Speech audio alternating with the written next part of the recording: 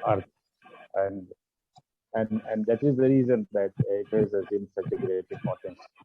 पूरी जो दुनिया में जितनी आबादी है और उसका जो जिस तरीके से उसमें मानव कल्याण की बात करी जा रही है, विकास की बात हो रही है और सहस्त्राब्दी विकास लक्ष्य निर्धारित किए गए sustainable development goals, they all focus on this very idea that the whole world can survive in the years to come only when we give attention and full attention, careful attention to preserving the environment, preserving the ecology, preserving the natural resources, flora and fauna. Because if there is environmental degradation, अगर पर्यावरण का क्षरण होता है, उसमें किसी तरीके का नुकसान होता है, तो it badly impacts the flora and fauna of the earth, the vegetation life and the animal life, and the entire development of the human society, human beings, is based on the existence of the flora and fauna, the vegetation life and the animal life. And whenever there is environmental degradation, whether it is man-made or it is God-made, climate change की वजह से हो रहा है या किसी ऐसी आपदा, प्राकृतिक आपदा की वजह से हो रहा, ड्राउट है, फ्लड्स है, सुनामी जैसी विपदाएं हैं, और जैसे अभी कोविड-19 2 साल से पूरी दुनिया में असर डाली हुई है, whether the degradation is because of these reasons or because of the man-made reasons, for example, global warming, and this is because of the excessive use of energy across the globe. So इसकी वजह से जो environmental degradation है, environmental pollution है, that is very adversely impacting upon the vegetation life and the animal life on the earth. And it is because of this reason that the impact of this immediately goes, it impacts the entire population, the whole world, but it immediately impacts upon the poorer people, the marginalized people who are dependent upon the natural resources. The tribal people in every country of the world, they are entirely dependent on the flora of the country, and the vegetation life, the forest life, and the forest products. And that is why whenever there is degradation, their livelihood is at stake. And that is why when sustainable development goals were fixed in the year 2015 in New York, when all countries of the world gathered there, and they decided that there should be sustainable development goals be decided, and all countries should commit to it. Then the first of all was how to eradicate poverty. The attention went to poverty, reduce poverty, and that is possible only through protecting environment. The long-term goal of protecting environment and encouraging or augmenting the natural resources can only help support the vulnerable sections of the society, the poorer people of the society. And that is why the second goal was designed to focus on hunger and how to ensure that the people in the society are able to have this type of environment that they can have it. And similarly, other sustainable development goals that are there, it is important. And that is why this seminar assumes great importance. I congratulate once again Dr. MP Singh, who is the convener of this webinar, and the main speaker, Professor Nilita Rajbakshe from Sri Lanka. And with these words, I offer my all best wishes for grand success of this webinar, and very heartily welcome along with Professor Singh all the participants who have joined this program. सभी लोग जो इस कार्यक्रम में सम्मिलित हैं, उन सबका हार्दिक स्वागत, अभिनंदन, बहुत शुक्रिया। Thank you sir. आज सर यूपीएससी का एग्जाम होने की वजह से कई लोग इधर से उधर हो गए हैं। यूपीएससी का एग्जाम चल रहा है, कई लोगों के फोन आए हैं। आरएचईओ महोदया भी उसमें बिजी है, उनका मैसेज आया था, लेकिन वो कह रही मैं 5:30 बजे तक ज्वाइन कर लूंगी। तो मैंने कहा ठीक है सर, तो मैं इसलिए मैंने आपको याद किया सर। और अब मैं कार्यक्रम को आगे बढ़ाते हुए श्रीलंका से जयवर्धनपुर यूनिवर्सिटी की प्रोफेसर नीलांती राजपक्षे को आज के इस टॉपिक पर जो बहुत इम्पोर्टेंट है वर्तमान परिवेश में, उस पर विचार रखने के लिए आमंत्रित करता हूं। इसी बीच में हमारे IAST के फाउंडर डॉक्टर DP सिंह और BDM कॉलेज से डॉक्टर सीमा जैन जी आ चुकी हैं, मैं उनका स्वागत करता हूं। Doctor Kiran Yadav, doctor Rajesh Yadav ji, Vishwakant Singh, doctor BS Yadav, सभी का मैं स्वागत करता हूं। डॉक्टर रचना अग्रवाल बुलंदशहर से हैं, सभी का स्वागत। मैडम नीलांती जी। नमस्ते और आयुबोवन। यहाँ पर उपस्थित प्रोफेसर मुसावी जी और यहाँ पर उपस्थित सभी विद्वजन और अध्यापक और अध्यापिकाएं, छात्र और छात्राएं, सबसे पहले मैं आप लोगों के सामने 2 शब्द रखती हूँ कि वो श्रीलंका और भारत में जो घनिष्ठ संबंध है इसके बारे में। देखिए, वो भू विज्ञान लोग कहते हैं कि भारत और श्रीलंका आज से बहुत साल पुराने एक ही भूविभाग में स्थित थे और ऐसे भूमि भागों में अलग होने के बाद भी अनेक प्रकार की संबंधता हमें भारत और श्रीलंका में देख सकते हैं। और सिंहली जाति का जन्म, मुख्य जाति सिंहली है हमारे देश में। सिंहली जाति का जन्म भी भारत से आए हुए राजकुमार विजय से हुआ है और बौद्ध धर्म का संदेश भी भारत में जो सम्राट अशोक की पुत्री संघमित्रा के द्वारा श्रीलंका में भेजे गए। और हमारी सिंहली अक्षरमाला, सिंहली वर्णमाला भी भारत की ही देन है। इसके अलावा शिल्प, कला शिल्प और स्थापत्य कला, इस सभी कलाओं पर भी भारतीय प्रभाव हमें देख सकते हैं। और हमारे देश के राजाओं के लिए रानियां भी भारत से मंगवाई गई हैं पहले। इस तरह घनिष्ठ संबंध है भारत और श्रीलंका में। आज भी हमारे देश के लिए बहुत सारे वो मदद कर रहे हैं भारत के जैसे, क्योंकि आजकल हमारे देश तो विपत्ति में पड़े तो भारत हमारी मदद करते हैं। इस तरह घनिष्ठ संबंध है श्रीलंका और भारत में। और आज मैं पर्यावरण के से संबंधित मेरा वो रिसर्च एरिया जो है साहित्य है, इसलिए मैंने समकालीन हिंदी साहित्य में और समकालीन सिंहली साहित्य में पर्यावरण विमर्श किस तरह हुआ है इसके संबंध में बात करूंगी। और विशेष रूप से मैं कहानी पर ध्यान दूंगी, क्योंकि मैं कहानियों में, मतलब समकालीन कहानियों में पर्यावरण विमर्श किस तरह हुआ है इसके संबंध में बात करूंगी। देखिए, आकाश, वायु, जल, वृक्ष, पृथ्वी, अग्नि, पहाड़, पशु पक्षी आदि समस्त तत्वों तथा पदार्थों का समग्र रूप ही पर्यावरण है। हिंदी साहित्य के आरंभ से ही कवि पर्यावरण के प्रति सजग रहे हैं। तुलसीदास द्वारा विरचित रामचरितमानस में राम गंगा आदि नदियों की पूजा करते तथा सीता वृक्षों को सींचते दर्शाए गए हैं। प्राचीन काल में ऋषि मुनि वनों में ही आश्रम बनाकर रहते थे। प्राचीन काल में वन ही सन्यासी जीवन के तप का प्रमुख केंद्र हुआ करते थे। समकालीन साहित्य में पर्यावरण के प्रति जागरूकता विद्यमान है।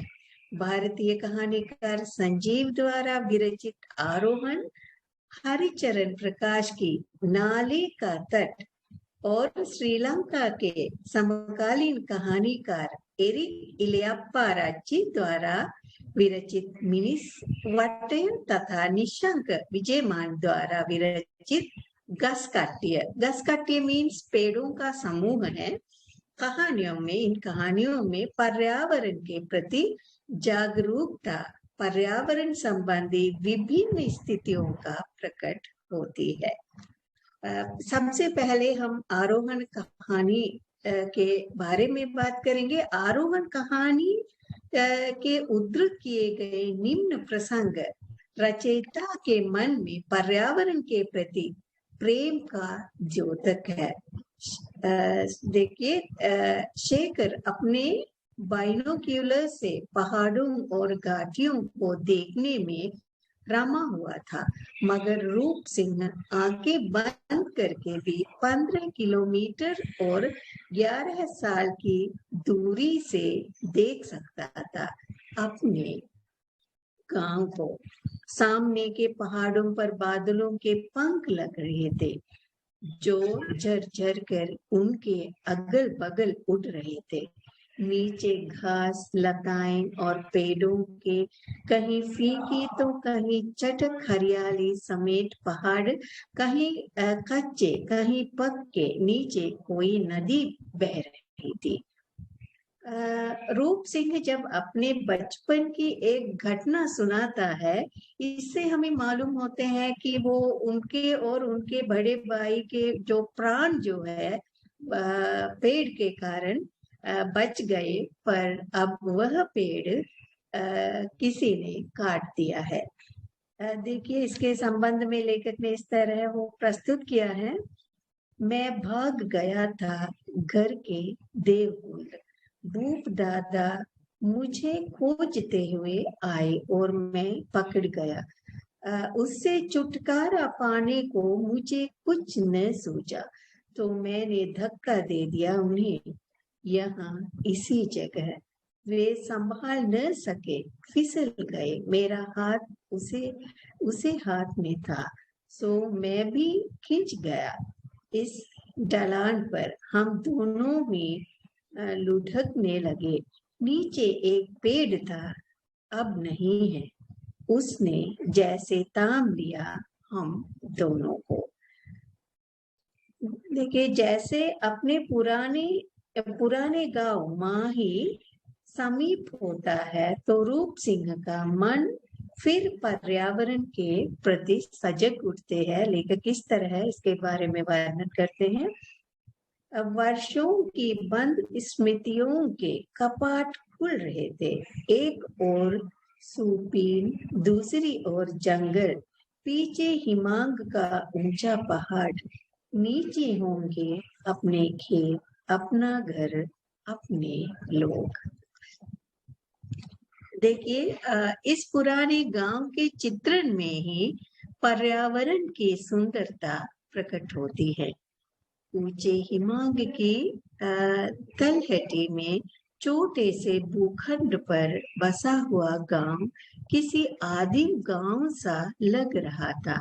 झाड़ झंखाड़, बगल में बहती शूपीन का शोर, बीच बीच में बादल के टुकड़े आ जा रहे थे, जिसमें आंख मिचोले खेलना उनका वजूद फिर से मायावी लगने लगा था। कभी कभी तो भ्रम होता है कि बादल तैर रहे या वे। देखिए, अब हम श्रीलंका के कहानीकार के कहानी पर हम ध्यान देंगे। श्रीलंका के कहानीकार एरिक इलियाप्पाराची द्वारा 2011 में विरचित मिनिस वटयर कहानी पर्यावरण से संबंधित है। इसमें मुख्य चरित्र जो है वो लैया है। लैया नामक दीवर इस कहानी का प्रमुख पात्र है। वह समुद्र के किनारे जीवन यापन करता है। तेरेसा नामक नारी के साथ लैया का संबंध होता है। बाद में उसे छोड़कर तेरेसा विदेश जाती है। समुद्र के किनारे तेरेसा का एक नाव था। वह नाव अचानक समुद्र में बह रही थी, जिसके चित्रण में कहानीकार पर्यावरण से संबंधित करके करता है।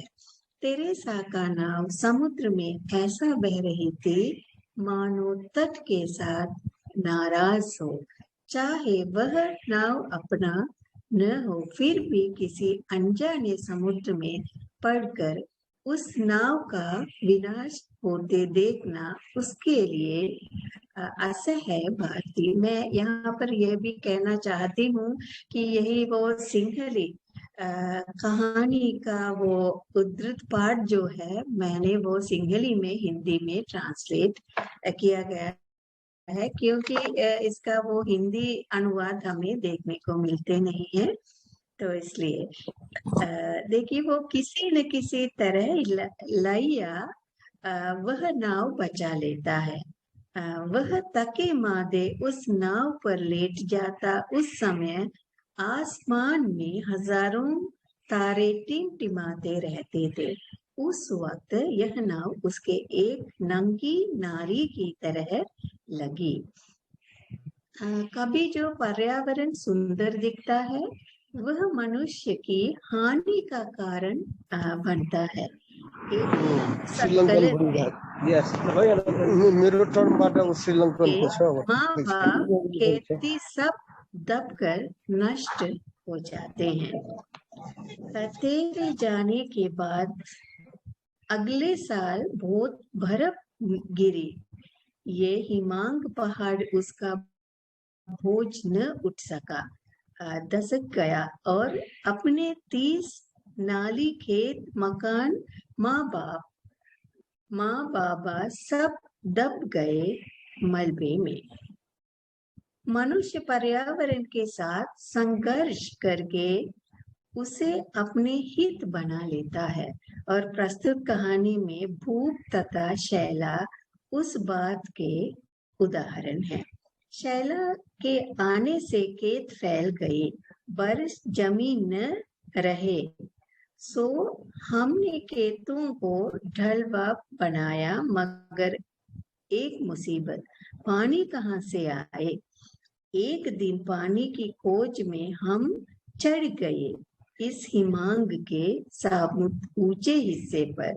वहां हमने देखा कि एक झरना यूं ही उस तरफ स्कूपिंग के गिर रहा था।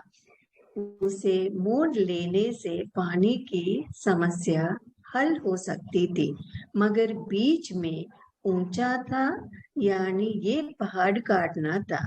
हमने क्वार के दिन चुने जब रातों को बर्फ जमने लगती थी, दिन को पिघलने लगती थी, मगर थोड़ी थोड़ी और मेहनत से उन्होंने मगर झरने को मोड़ कर लाने में सफल ही हो गए आखिर। देखिए कहानीकार हरिचरण प्रकाश की नाले का तट कहानी में पर्यावरण की कठोरता से संघर्षरत एक सेल्स वुमन का चित्रण निम्न प्रकार मिलता है। वह दरवाजे से चबूतरे जैसे बरामदे में खड़ी थी और सहज 4 कदम ही दूरी पर मई की धधकती धूप से बेरंगा आसमान था। वह इस धूप को सोखती हुई आई थी। कुछ लोग तोड़ के बाद झोला बेचकर उस औरत ने बाहर कदम रखा। धूप उसके चारों तरफ एकदम से भड़क उठी और उसके इर्द गिर्द सिकुड़ने लगी। अब वह अदृश्य ताप का देहाकार वाले थी। महाजूले के भार से तिरछी होती हुई वह धूप की धार से तिरछी सी चली जा रही थी। देखिए विशेष रूप से गांव के लोगों में पर्यावरण के प्रति जो है वो आत्मीयता है। आरोहण कहानी में भूप के निम्नांकित शब्दों से यह स्पष्ट होती है। कौन कहता है अकेला हूँ, मौत के मुंह से निकाले गए खेत है, पेड़ है, झरना है। इन पहाड़ों में मेरे पुरखों, मेरे प्यारों की आत्मा भटकती रहती है। मैं उनसे बात करता हूँ, मैं अकेला कहाँ हूँ। तुरन्तै भइहाल्छ त्यो। मेरो टाइम गएको हुनाले श्रीलङ्कनले दिइरहेछ भनिया छु तुरन्तै उसको।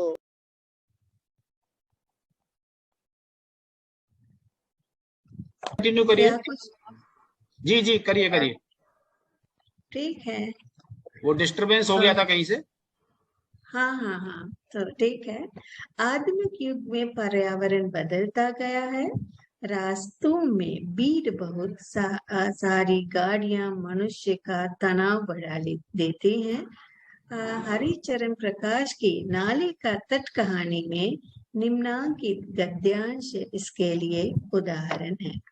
देखिए, वो सड़कें गाड़ियों से अटी पड़ी थी। फुटपाथ पर जनसंख्या विस्फोट सा हो रहा था। किसी समय यहाँ लोग हाथ पर हाथ डालकर चलते थे, मगर अब मुमकिन नहीं था। कभी भी एक जोड़े के बीच कोई तीसरा लपक कर गुजर जाता था। यहाँ बहुत अच्छी आंखों की जरूरत थी। देखिए, मानव द्वारा किए जाने वाले पर्यावरण संबंधी प्रदूषण आधुनिक युग में सुलभ है।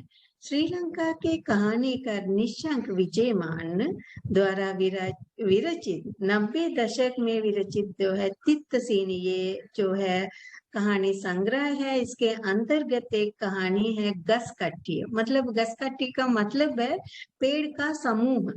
कहानी में वृक्षों के प्रति गुणपाल नामक पुरुष की संवेदनशीलता प्रकट होती है, जो समस्त मानव में उत्पन्न होना चाहिए। पेड़ों को टुकड़ों में ऐसा चीरते देखना मानो किसी जानवर को टुकड़ों में काट रहा हो, उसे असह्य था। पर्यावरण संबंधी प्रदूषण के कारण मानव ही स्वयं परेशान है। और हरिचरण प्रकाश की नाले का तट कहानी में राय साहब की स्थिति संबंधी निम्नलिखित गद्यांश इसके लिए उदाहरण है। कभी उन्होंने सोचा था रिटायरमेंट के बाद अगर वह बीमार पड़े तो देसी दवाओं को अपनाएंगे। यह उनकी सामाजिक आत्मा का एकाकी विचार था, परंतु उनकी देह ने इस विचार का कभी साथ नहीं दिया। उन्होंने बीमारी से निजात देने वाली अंग्रेजी दवाओं को अनिच्छा से देखा, खाया और नासिरी नाले को पोसा। निश्चय ही प्रदूषण की वजह से ही देह और जड़ी बूटी की ऐतिहासिक संगति नहीं हो पा रही है। देखिए, इस प्रकार पर्यावरण और मनुष्य प्राचीन काल से ही बड़े आत्मीयता है और प्रकृति मानव का प्राण रक्षक है। आधुनिक काल में मानव द्वारा ही पर्यावरण की हानि की जाने के कारण धीरे धीरे पर्यावरण मानव के अहित बनने की संभावनाएं है। जो देखिए, उपर्युक्त 4 कहानियों के माध्यम से मैंने वो पर्यावरण से संबंधित तथ्य आप लोगों के सामने ले आई हूँ। और मैं डॉक्टर MP सिंह जी को मैं धन्यवाद देना चाहती हूँ, क्योंकि इस मंच पर मुझे 2 बात कहने के लिए अवसर दिया है। जो सभी को नमस्कार, आयुबोवन, फिर मिलेंगे। नमस्कार।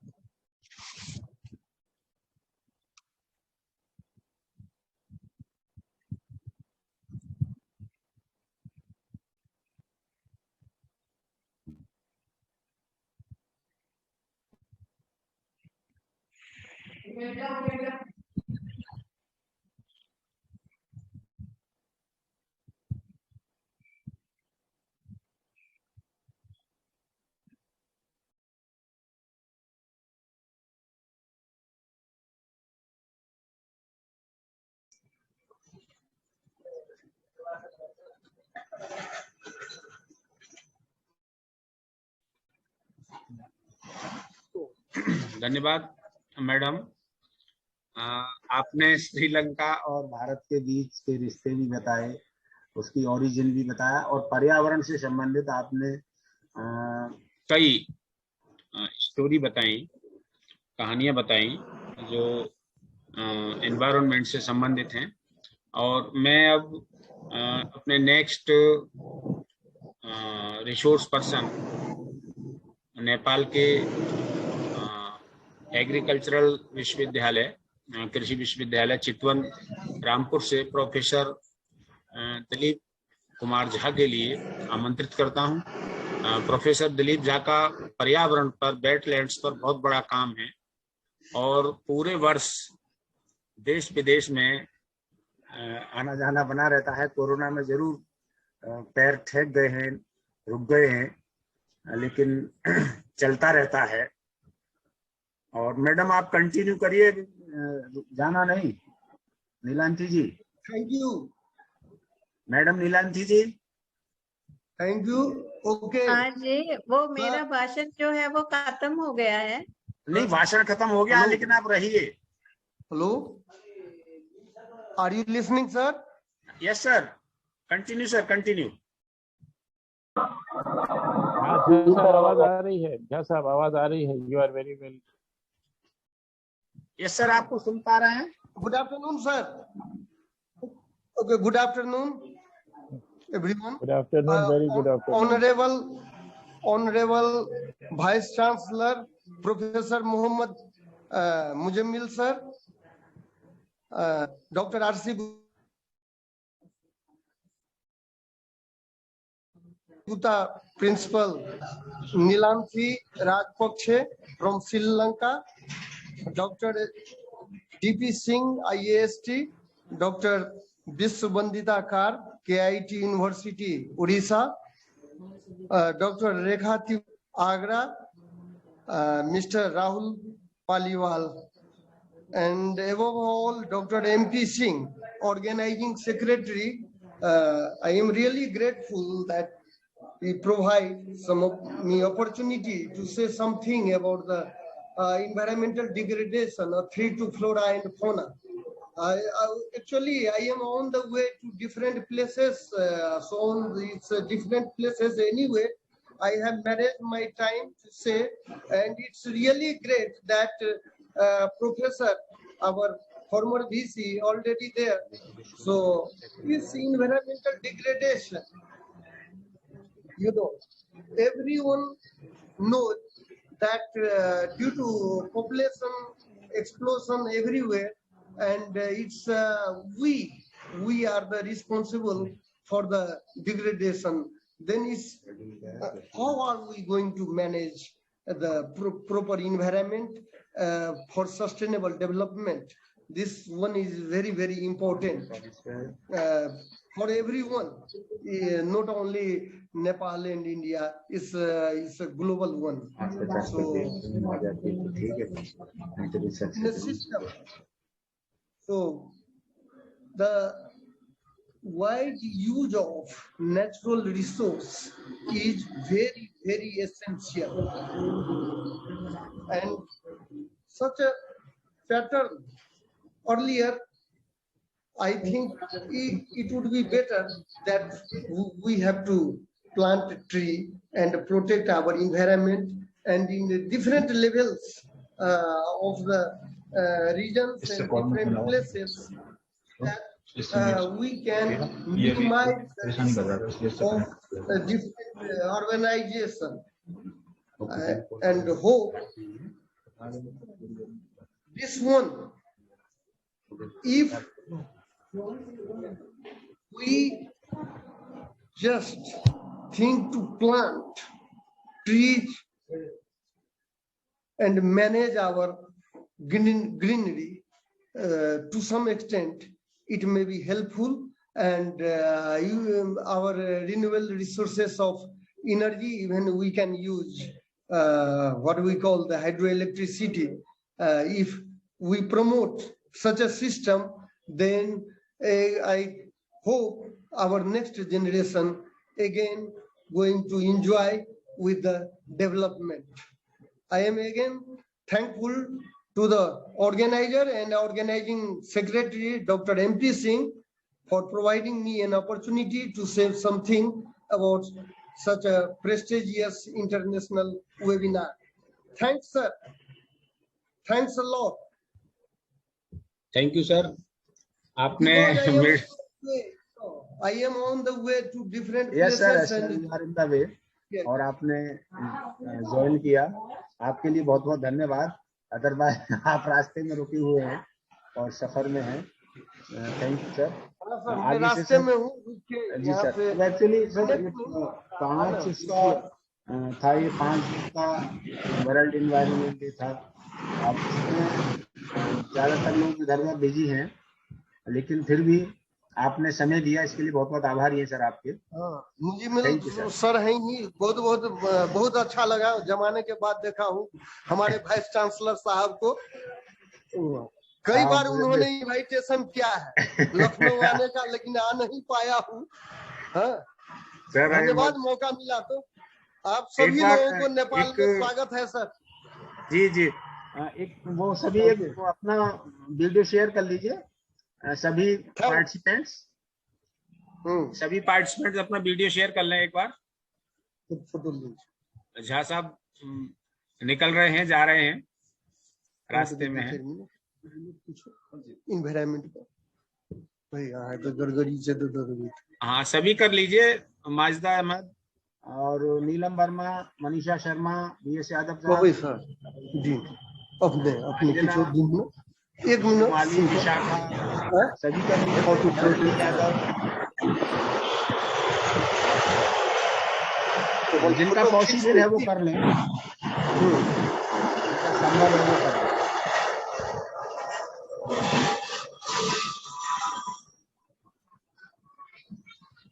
Hello, sir. Are you listening? Yes, sir. Yes, sir. Our dean is with us. So, from the agriculture faculty of university, agriculture and forestry university, he is going to say something within minute. Yes, sir. Welcome. Yeah, yeah, yeah. Okay. I am giving him. Okay. Hello. Good evening. Namaste. Namaskar. You are welcome, sir.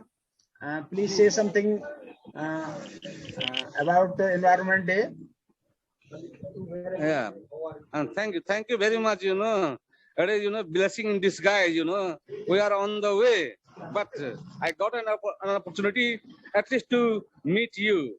And, regarding, this environment, especially in Nepal, there are a lot of issues. But my concern is whatever we are doing, we are using the resources. We must resource uses very efficiently and rationally, not only planting tree, but only when we are planting crops using pesticides, insecticides, that also creates environmental hazard.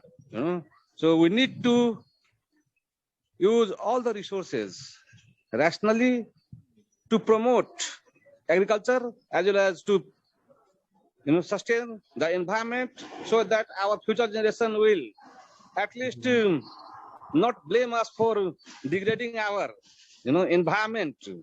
And I think in Nepal as well as in India, more or less the climate is the same. And I think if possible, with these distinguished personalities, I invite, if there is any kind of collaboration to work for protecting our environment, this university, Agricultural Forestry University, is always interested to work with your organization. Thank you very much, sir.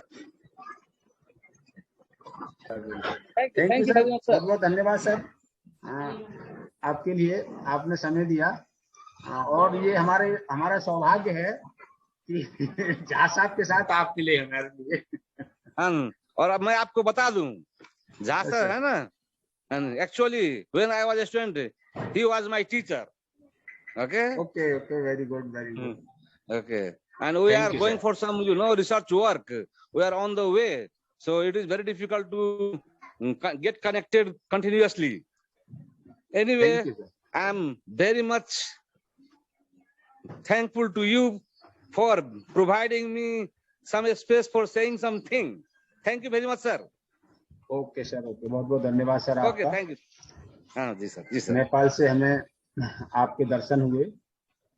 नहीं ठीक है sir, ऐसा है sir, आप लोगों से मैं यही रिक्वेस्ट करूंगा कि as a dean of faculty of agriculture कि अगर संभव हो तो हम लोग some kind of joint collaboration करें, जिससे कि यहाँ का यूनिवर्सिटी और वहाँ भी, और both the countries will benefit mutually, and we will talk later sir through doctor Jha. Thank you sir. Okay sir, thank you. Thank you sir, thank you. Thank you, sir. Thank you, sir. Okay sir, okay. Time for our dean. We will meet again, sir, in any seminar. Yeah, thank you. Physically. I am on the way again. Okay, जल्दी okay, sir. Programme बना रहे हैं sir.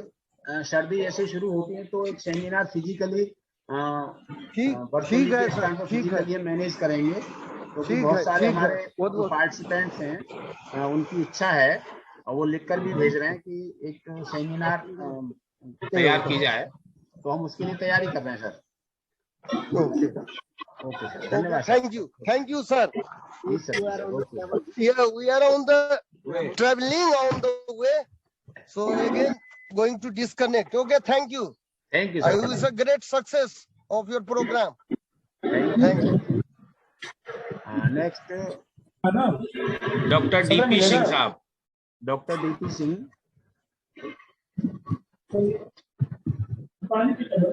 हाँ, doctor DP Singh ji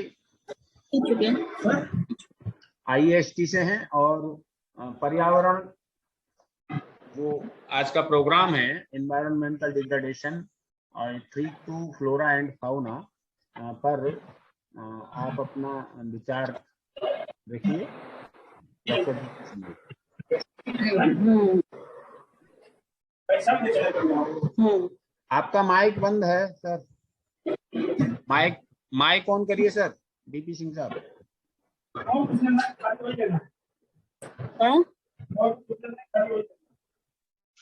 Okay. yes, Clear, sir? You are audible now. Okay. Good afternoon to everyone. Today, international webinar on environmental degradation, a threat to flora and fauna, organized by Department of Zoology, Paliwal PG College, Sukhawabad, Firozabad, Indian Academy of Science and Technology Society, Agra, and Novel Peace Foundation, Dehradun. So the chief guest of this seminar, Dr. Rekha Tiwari ji, Regional Higher Education Officer, Agra, and special guest and well-educated personality, Professor Mohammad Mujamil, former Vice Chancellor, Agra and Bareilly University, and keynote speaker, Dr. Biswandati Kit University, Odisha, Professor D.K. Jha from Nepal, Professor R.K.D. Sri Lanka, and patron Dr. R.C. Gupta ji, Principal, Paliwal PG College, Sukhawabad, Mr. Rahul Paliwal ji, Manager, Paliwal PG College, Sukhawabad, and Organizing Secretary and the Royal and very active personality, Dr. M.P. Singh ji. Environmental degradation. Have you ever thought about what keeps us living in this world? It is air, water, food, land, plants or animals. All these living and non-living things in the environment is what makes life possible in the world. We should be grateful for many things in the environment that enable us to lead a happy life. If you are wondering how to environment balance everything perfectly, you must understand the significance of the environment and the need to control its degradation. Environment degradation is not a recent phenomenon. The continuous exploitation of nature has posed serious threat to the environment. Hence, it is necessary to be aware of the issues and implement effects way to reduce environmental degradation. Cause of environmental degradation. The human population is growing at an unexpected rate. Along with their needs, on human needs are mostly met by the environment. All the natural resources are getting impaired and wasted, which eventually result in the depletion of natural resources. So overpopulation is the main cause of environmental degradation. To make our lives comfortable, we highly depend on the environment for food, clothes, and shelter. As a result, we cut down several trees to build homes and living space. This further affects the environment as it will lead to deforestation as the forest areas is cleared for human purpose. There will be a rise in carbon dioxide levels, which makes the environmental unfit for living beings.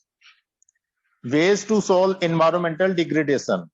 As we have seen the main factors that continues to environmental degradation, let us be frontier with solve them through this environmental degradation. We can save our environment if we firmly believe that future generation also need to live here. One of the most important ways to reduce environmental degradation is through reforestation.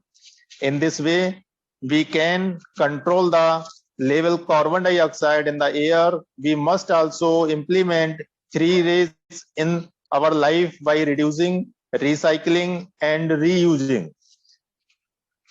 Along with taking several innovative measures to control pollution, we can address the issues of environmental degradation.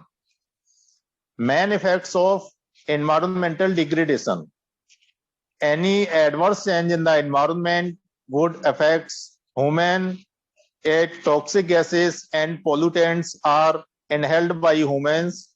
It impacts their health by causing many respiratory issues. Beside the ozone layers depletes due to the present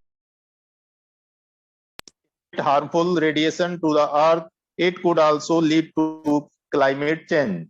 Thank you, and thank you for Dr. MP Singh ji for inviting me in this international webinar. Thank you so very much.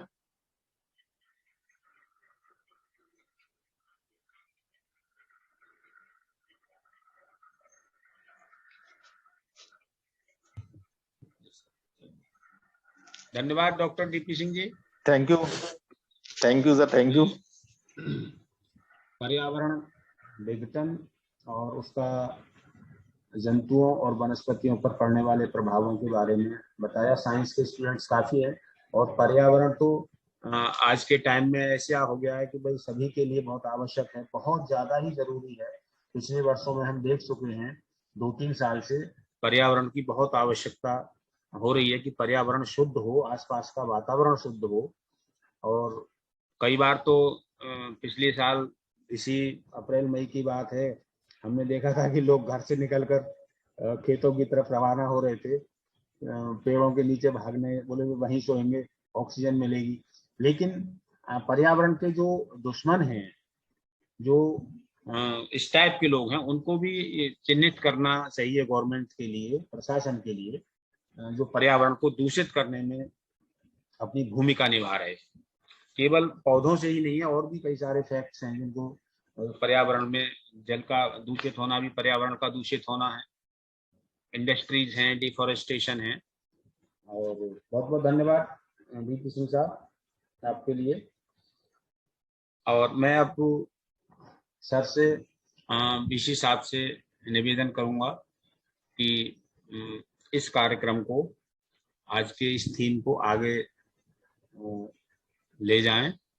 BC sir जी, बहुत शुक्रिया। बहुत अच्छा कार्यक्रम चल रहा है आपका। अभी देखिए, जो श्रीलंका से प्रोफेसर नीलांथी राजपक्षे जी जो बात कर रही थी, वो बहुत ही महत्वपूर्ण है। उनका मुख्य जो फोकस था और जो आकर्षण था उनकी वार्ता का, वो इस बात के ऊपर था कि जो पर्यावरण का विषय है, हम लोग ये समझते हैं कि पर्यावरण का जो विषय है, topic of environment and environmental degradation, और आज जो हम विश्व पर्यावरण दिवस मना रहे हैं, आमतौर से समझा जाता है कि इसमें जो साइंस के विद्यार्थी हैं, बॉटनी है, zoology है, केमिस्ट्री है, बायोकेमिस्ट्री है, या सोशल साइंसेज के विद्यार्थी हैं, इकोनॉमिक्स है, सोशोलॉजी है, पॉलिटिकल साइंस है, लॉ है, इस तरीके के जो विषय के विद्यार्थी हैं, उन्हीं का ये लेजिटिमेट राइट है कि पर्यावरण के विषय को वो समझें, जिसमें जनसंख्या का महत्व है, वेजिटेशन है, एनिमल लाइफ है, प्लांट साइंस है, एनिमल साइंस है वगैरह।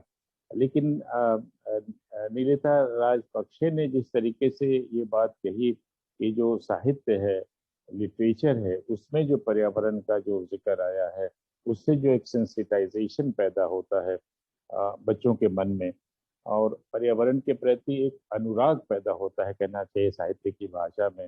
वो बहुत पुरानी कविताएं हम लोग रिकॉल करें जो छोटी क्लासेस में, दूसरे तीसरे क्लासेस में कविताएं पढ़ाई जाती थी कि अम्मा जरा देख तू, ऊपर चले आ रहे हैं बादल, गरज रहे हैं, बरस रहे हैं, दिख रहा है जल ही जल, हवा चल रही क्या पुरवाई, झूम रही है डाली डाली, ऊपर काली घटा गिरी है, नीचे फैली हरियाली, भीग रहे हैं खेत बाग बन, भीग रहे हैं घर आंगन, बाहर निकलूं मैं भी भीगूं, चाह रहा है मेरा मन। तो ये इस तरीके की जो कविताएं थी, एक अनुराग पैदा हो जाता है पर्यावरण के प्रति, नेचर के प्रति, प्रकृति के प्रति। और ये जो अनुराग पैदा होता है, उसी से ये सेंसिटाइजेशन मन में आता है कि हम प्रकृति को सुरक्षित रखें, वनों को सुरक्षित रखें, और वन में जो जीव जंतु हैं उनको भी सुरक्षित रखें। वो न सिर्फ इसलिए कि एक सौंदर्य उपलब्ध कराते हैं, मानव जीवन के लिए एक आकर्षण उपलब्ध कराते हैं, और शुद्ध वायु उपलब्ध कराते हैं, शुद्ध जल उपलब्ध कराते हैं, बल्कि वो इसलिए भी ज़रूरी है कि वो जो हमारा जो इकोलॉजिकल बैलेंस है, पारिस्थितिकीय जो संतुलन जिसे हम कहते हैं, वो उसको बनाए रखते हैं।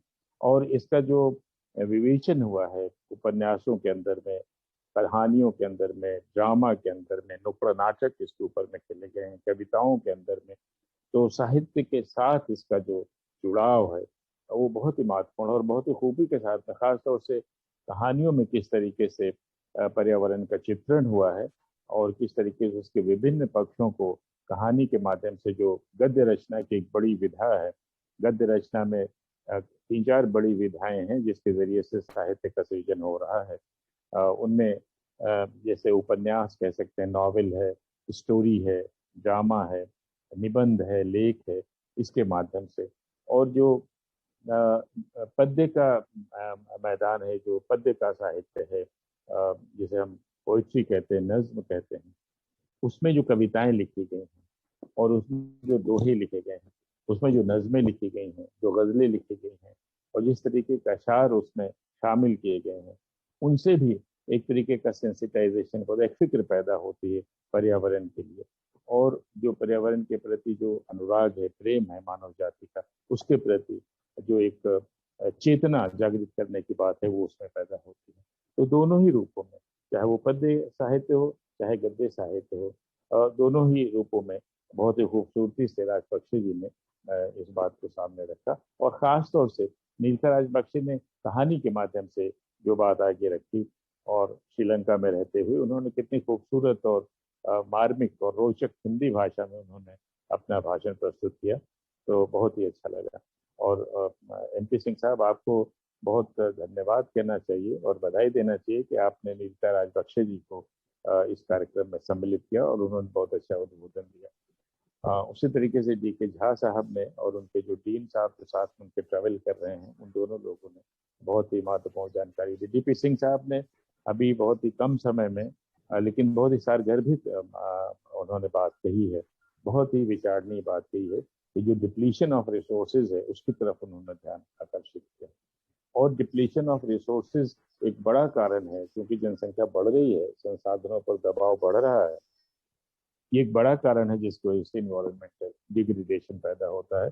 DP सिंह साहब ने बहुत खूबी से उसकी विवेचना प्रस्तुत की, और उसके विभिन्न पक्षों पर किस तरीके से the pressure of population is rising on natural resources, and natural resources, which is the base of food supply, which is the base of raw material, which is the base of sustainability of human life कहना चाहिए। बहुत ही कम समय में बहुत ही विचारणीय प्रस्तुतिकरण उन्होंने किया और बहुत ही एनालिटिकल उनका उद्बोधन रहा।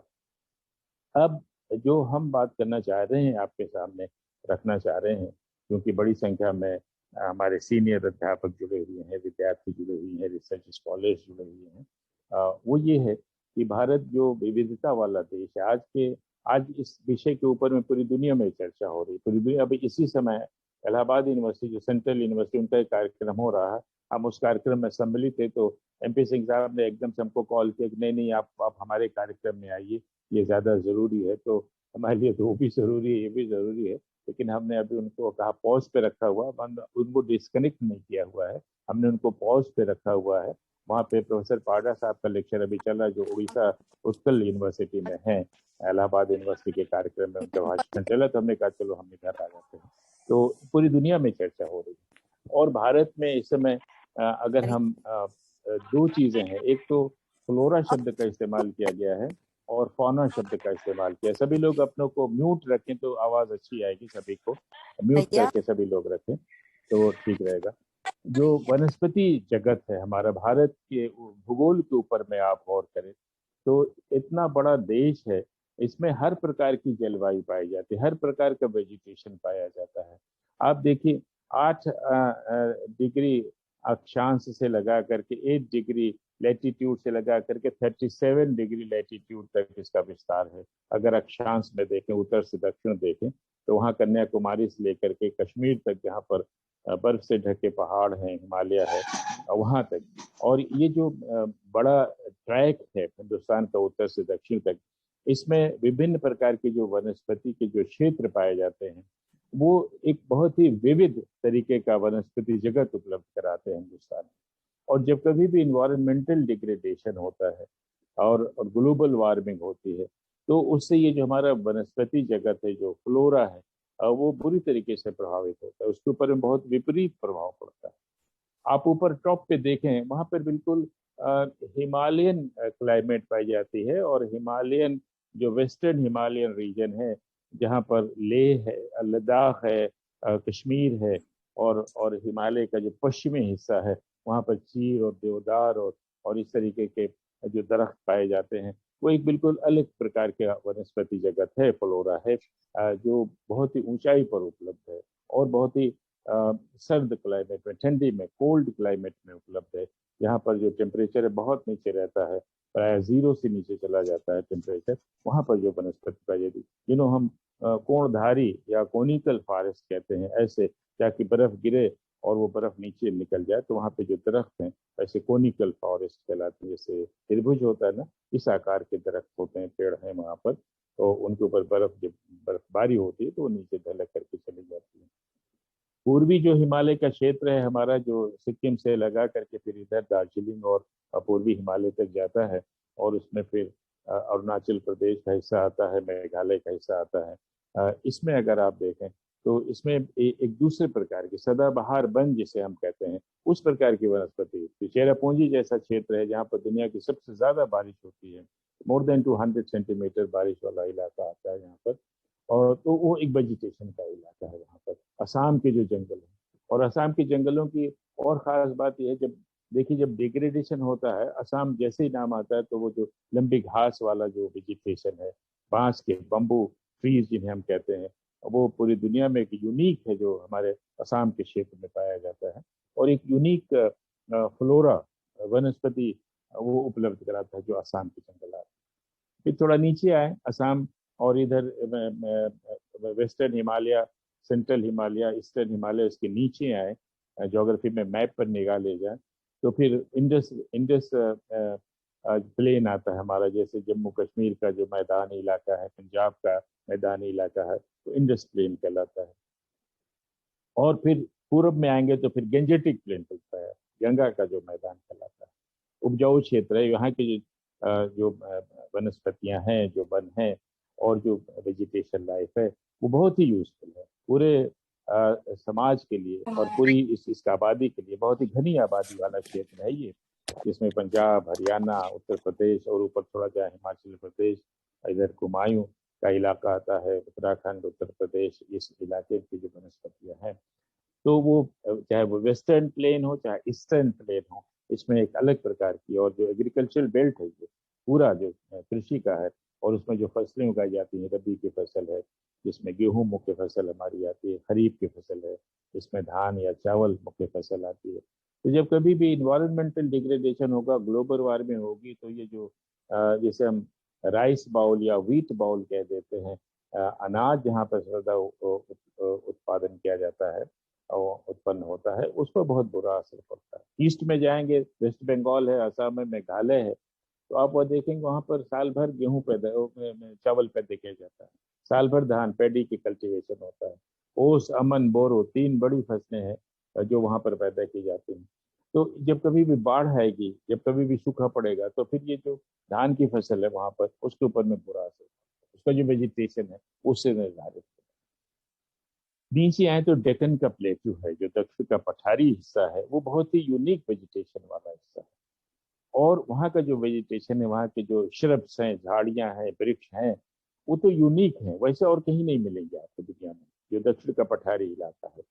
और दक्षिण के पठारी इलाके की वनस्पतियों में भी बड़ी विविधता, ऐसा नहीं कि बहुत बड़ा पठारी इलाका है, जैसे महाराष्ट्र का हिस्सा है और थोड़ा हिस्सा तेलंगाना का आता है, कुछ आंध्रा का आता है, कर्नाटका का हिस्सा आता है, बीच में जो गोंडवाना लैंड पहले हुआ करता था, उसकी जो वनस्पति जगत है, जो फ्लोरा है, वो बहुत ही यूनिक है, और पूरी दुनिया से जो बॉटनी के साइंटिस्ट हैं वहां पर आते हैं। आप देखिए हिंदुस्तान में कलकत्ता में आज जो विषय रखा है एपी सिंह साहब ने, फ्लोरा एंड फौना दोनों से जुड़े जो मुख्यालय हैं वो कलकत्ता में स्थित हैं। कोलकाता में बोटेनिकल सर्वे ऑफ इंडिया का भी मुख्यालय है, और कोलकाता में ही जोलॉजिकल सर्वे ऑफ इंडिया का मुख्यालय है। तो कोलकाता या वेस्ट बंगाल से हमारे जो पार्टिसिपेंट जुड़े हैं उनके लिए बहुत बधाई कहना चाहिए, that Kolkata has a unique placement in the study of flora and fauna of India. Botanical Survey of India उसका हेडक्वार्टर कोलकाता में है, जोलॉजिकल सर्वे ऑफ इंडिया मतलब फौना का भी हेडक्वार्टर कलकत्ता में है, और फ्लोरा का भी हेडक्वार्टर कलकत्ता में है। तो this is very important, and the way things are happening, this is important, and therefore we say that the physical regions of the country, तो उसमें ये जो डेक्कन प्लेट्यू है, वो डेक्कन प्लेट्यू बहुत ही महत्वपूर्ण है, उसका जो वेजिटेशन है, श्रब्स है। अब जो डेक्कन प्लेट्यू, उसके दोनों तरफ हम निगाह ले जाए, the western coastal area and the eastern coastal area, ये यूनिक फ्लोरा का डिजाइन और फ्लोरा का रूप हमारे सामने प्रस्तुत करते हैं। वो क्या है? वो जो वेस्टर्न कोस्ट है उसके 2 हिस्से पड़े हैं। वेस्टर्न कोस्ट में जो ऊपर का हिस्सा है वो कोंकण कोस्ट कहलाता है, कोंकण तट कहलाता है, और नीचे का जो हिस्सा है वो मलाबार कोस्ट कहलाता है। आप देखिए इसमें कितनी महत्वपूर्ण जो हमारे उपज हैं, उनके जो वृक्ष हैं वो यहाँ लगे हुए हैं, कोकोनट है, टी है, रबर है, और इस तरीके के जो स्पाइसेस हैं, तमाम तरीके के जो स्पाइसेस हैं, और जो बिटल नट है, कार्डमम है, and different types of spices which are produced, and India is known for those specific spices, दालचीनी है, तेज पत्ता है, गोल मिर्च है, रबर के प्लांट्स हैं, कॉफी के प्लांट्स हैं, ये सब बड़े बड़े बड़े इसके जो ऑर्चर्ड्स हैं वो इन्हीं इलाकों में है। और नीचे जो मलाबार कोस्ट है उसमें, और ऊपर का जो कोंकण कोस्ट है उसके अंदर में पाए जाते हैं। तो जो पठार और समुद्र के बीच में जो समुद्र तटीय इलाका आता है, पश्चिमी घाट के जो पहाड़ हैं उनसे जुड़े हुआ जो हमारा वनस्पति है, यूनिक फ्लोरा। आप उधर से बस में गुजरिए और ट्रेन में गुजरिए तो ये खुशबू आएगी, जो कर्नाटका के जंगल है, संदल के जहाँ पे जो दरख्त पाए जाते हैं, यूनिक फ्लोरा वहाँ पर आपको मिलेगा, और खुशबू आएगी, सुगंध आएगी आपको। And that is why we say that it provides glamour to human life. जो फ्लोरा है और जो उसको सुरक्षित रखना कितना महत्वपूर्ण है, जिंदगी में जो खुशबू घोलने का काम कर रहे हैं वो ये वृक्ष करते हैं, इनके प्रोडक्ट्स करते हैं, और इन्हीं से फिर तरह तरीके के सेंट और इत्र और दूसरी सुगंधित चीजें, अगरबत्ती आप देखी हो जितनी है वो साउथ इंडिया से बन करके आती हैं, उनके वहाँ से उनका मैन्युफैक्चरिंग होती है, और स्मॉल स्केल कॉटेज इंडस्ट्री के रूप में उनको वहाँ पे चलाया जा रहा है। तो वेरी इंपॉर्टेंट एंड वेराइटी। उत्तरी हिस्सा जो है कोंकण कहलाता है, और नीचे आप जाएं तो मलाबार जो कहलाता है वहाँ पर। जो हमारा ईस्टर्न कोस्ट है that is equally rich and equally important. Eastern coast में आप नीचे आप देखें, कन्याकुमारी से ऊपर आए, जो तमिलनाडु कोस्ट है हमारा, और थोड़ा सा ये आंध्रा कोस्ट मिला दीजिए, तो कारोमंडल तट जो कहलाता है हमारा, जो कारोमंडल तट है उसका जो वेजिटेशन है इज यूनिक वेजिटेशन। और फिर ऊपर आए उड़ीसा, वो थोड़ा सा आंध्र प्रदेश का इलाका, उड़ीसा का इलाका, थोड़ा वेस्ट बंगाल का इलाका, जो जो उत्तरी सरकार कहलाता है, वहाँ का जो वेजिटेशन, चिल्का झील जहाँ पर है, और अक्सर जो समुद्री खाड़ी से जो तूफान उठते हैं, चक्रवाती तूफान उठते हैं, वो उसी इलाके को बहुत बुरी तरीके से प्रभावित करते हैं। और उनका जो वेजिटेशन है, वहाँ का जो फ्लोरा है, उससे जुड़ा हुआ जो फौना है, and particularly the marine life, उसके ऊपर में बहुत बुरा असर पड़ता है। तो इस तरीके से अगर हम भारत की जो वेजिटेशन जो डिस्क्रिप्शन है उसके ऊपर में गौर करें, तो ये बहुत ही यूनिक, विचित्र है, और इतना आकर्षण है इसके अंदर में कि लोग निकलते हैं टूरिज्म के लिहाज से और पर्यटन के लिहाज से। और इसीलिए पर्यटन का बड़ा महत्व है। जो जहाँ वेजिटेशन है ना, हम लोग जब स्कूल में पढ़ते थे तो 4 लाइनें पढ़ाई जाती थी, देशाटन, पर्यटन का दूसरा शब्द है देशाटन। उस जमाने में देशाटन शब्द को ज्यादा इस्तेमाल करते थे। देशाटन कर सको करो तुम, पर्यटन, देशाटन कर सको करो तुम, इससे लाभ बहुत होता। धर्म ज्ञान विज्ञान आदि के बीच यही मन में होता। धर्म ज्ञान विज्ञान, इतनी बहुत महत्वपूर्ण बात कही जा रही है। जब आप जाएंगे किसी जगह पर, वहाँ का वेजिटेशन देखेंगे, वहाँ की जो सांस्कृतिक धरोहर है आप उसको देखेंगे, वहाँ की ह्यूमन लाइफ देखेंगे, तो उससे क्या है कि एक अनुराग पैदा होगा, उसमें आपको एक लगाव पैदा होगा, कितना संपन्न है मानव जीवन, इसके प्रति उसको आप अप्रिशिएट कर पाए। और ये जो महत्व है वो जो प्रकृति है उससे जुड़ा हुआ है। जैसे ये जो इलाका है, जो माउंटेनियस इलाका है, पठारी इलाका है, प्लेट्यू है, हिल्स हैं, वो कितने महत्वपूर्ण है। और उसी तरीके से वो क्षेत्र जहाँ पर मैदान है, जहाँ पर फर्टाइल लैंड है, एग्रीकल्चरल ट्रैक है, यहाँ पर बहुत ही महत्वपूर्ण। पहाड़ों पे आप देखें तो वो सीढ़ी नुमा खेत वहाँ पर बनाए जाते हैं। वो कुमाऊं में हम गए, वहाँ कुमाऊं यूनिवर्सिटी में कभी किसी प्रोग्राम में, तो वहाँ पे बच्चों से बातचीत की वहाँ के लोगों से, तो उनका वो नाली कहलाते, नाली, कितना नाली खेत है, तो जैसे हमारे यहाँ एकड़ है, बीघा है, ऐसे हेक्टेयर में बोलते हैं ना, वो पहाड़ पे जाएंगे तो कहेंगे इतना नाली खेत है। तो वो सीढ़ी नुमा, क्योंकि उसको ढाल बहुत तेज है ना, तो थोड़ा थोड़ा 3-3, 4-4 फीट का अगर ट्रैक मिल गया तो सीढ़ी नुमा खेत बनाते हैं, और उसमें फिर वो तमाम किस्म की वेजिटेबल्स और दूसरी चीजें वो पैदा करते हैं। तो ये बहुत महत्वपूर्ण है।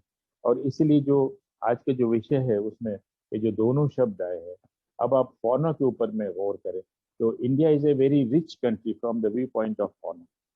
और जो जोलॉजिकल सर्वे ऑफ इंडिया है उसका जो हेडक्वार्टर अभी हमने जैसे आपसे बताया वो कोलकाता में। बोटॉनिकल सर्वे ऑफ इंडिया के जो रीजनल ऑफिसेस हैं वो 8 रीजनल ऑफिसेस, और जोलॉजिकल सर्वे ऑफ इंडिया के 16 रीजनल ऑफिसेस, रीजनल स्टेशन है, and they are surveying the animal life related with different parts of the country. 16 centers of the Zoological Survey of India, and they are studying the most important and diverse climatic and physical conditions of India. And India has great variety, like we have great variety of flora, we have great variety of fauna also. And one estimate of the Zoological Survey of India है ZSI, और ये तो MP Singh साहब का विषय है, zoology इनका विषय है, MP सिंह साहब विस्तार में बता पाएंगे। ये जो Zoological Survey of India का एक एस्टिमेट है, in India we have something like 89,000 species, 90,000 के करीब कह सकते हैं। 89,000 स्पीशीज हैं जो जीव जंतु है, जो फौना है, जीवधारी हैं, और बड़े बड़े हाथी और बिसन से लगा करके, और जो रिनोसोर्स हैं उन वहाँ से लगा करके, और जो छोटे छोटे जो कीड़े मकोड़े हैं, रेप्टाइल्स हैं, वहाँ तक अगर हम देखें तो जो एनिमल लाइफ है ऑफ इंडिया है, zoological survey of India puts the number of that species, जितनी जो प्राणी जगत है और जितनी प्रजातियां हैं उनके अंदर में विविधता जो है, दैट इज 89,000।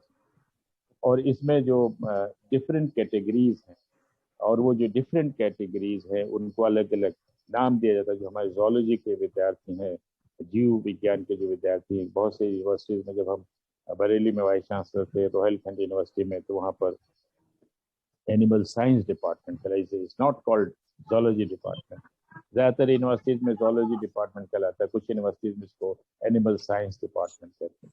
तो एनिमल साइंस डिपार्टमेंट वहाँ पे कहलाता था। तो इसकी डिफरेंट कैटेगरीज हैं जो पाई जाती है, और उसमें से अनेक कैटेगरीज ऐसी हैं जिनके जो जीव जंतु हैं वो एक्सटिंक्ट हो रहे हैं। उनके सर्वाइवल का सवाल is not easy to keep them alive and to keep their tribe and their generation and their species alive. इस एक्सटिंक्ट होते जाते हैं, समाप्त होते जा रहे हैं। इसलिए प्रयास किया जा रहा है सरकार की तरफ से, प्रतिबंध लगा दिए जाते हैं, उनका शिकार न किया जाए, उनको इस्तेमाल न किया जाए, उनको किल न किया जाए, और उनको सुरक्षित रखा जाए। ये जो फॉरेस्ट डिपार्टमेंट है वो बहुत सख्त कानून बना करके लाता है जिससे उनको प्रोटेक्ट किया जा सके और उनको सुरक्षित रखा जा सके। और उनकी वजह से एक बहुत बड़ा जो पर्यावरण का संतुलन है वो बना हुआ है। मैमल्स हैं, जिसे उन मैमल्स की तो बहुत बड़ी संख्या है भारत में, जो बड़े बड़े जो हाथी हैं, रिनोसोर्स है, और इस तरीके के जो दूसरे विषम जो तिब्बत के इलाके में पाए जाते हैं, हिमालय के क्षेत्र में जंगली भैंसा जिनके कहते हैं, ह्यूज अखबारों उसमें और उसमें कहानियों में उसमें हम पढ़ते हैं किस तरीके से ये बड़े बड़े जो जानवर थे। फिर नेचर एक्सपेरिमेंट करता है, इनका साइज छोटा होता जा रहा है, and that is why. And then domestic animals, so flora and fauna both are so important that they have enriched the human life of India, and there is a need to protect the flora and fauna. And if there is environmental degradation, जिसके बारे में बहुत बात हुई, अभी आगे भी बात होगी, how it is adversely impacting upon flora and fauna is very important. Thank you very much, Professor MP Singh, for this opportunity to me to share my views about the impact of the environmental degradation and on flora and fauna. And I'm very happy to be on board with your program with all the participants. Thank you and best wishes to you. Thank you sir. Zoology के आपका तो मतलब zoology क्या economics, you are all rounder sir. आपने flora and fauna के दोनों headquarters को कलकत्ता में, और ये आप देखिए जोलॉजिकल सर्वे ऑफ इंडिया का जो कलकत्ता का हेड ऑफिस है, उसके 16 सेंटर हैं पूरे इंडिया में।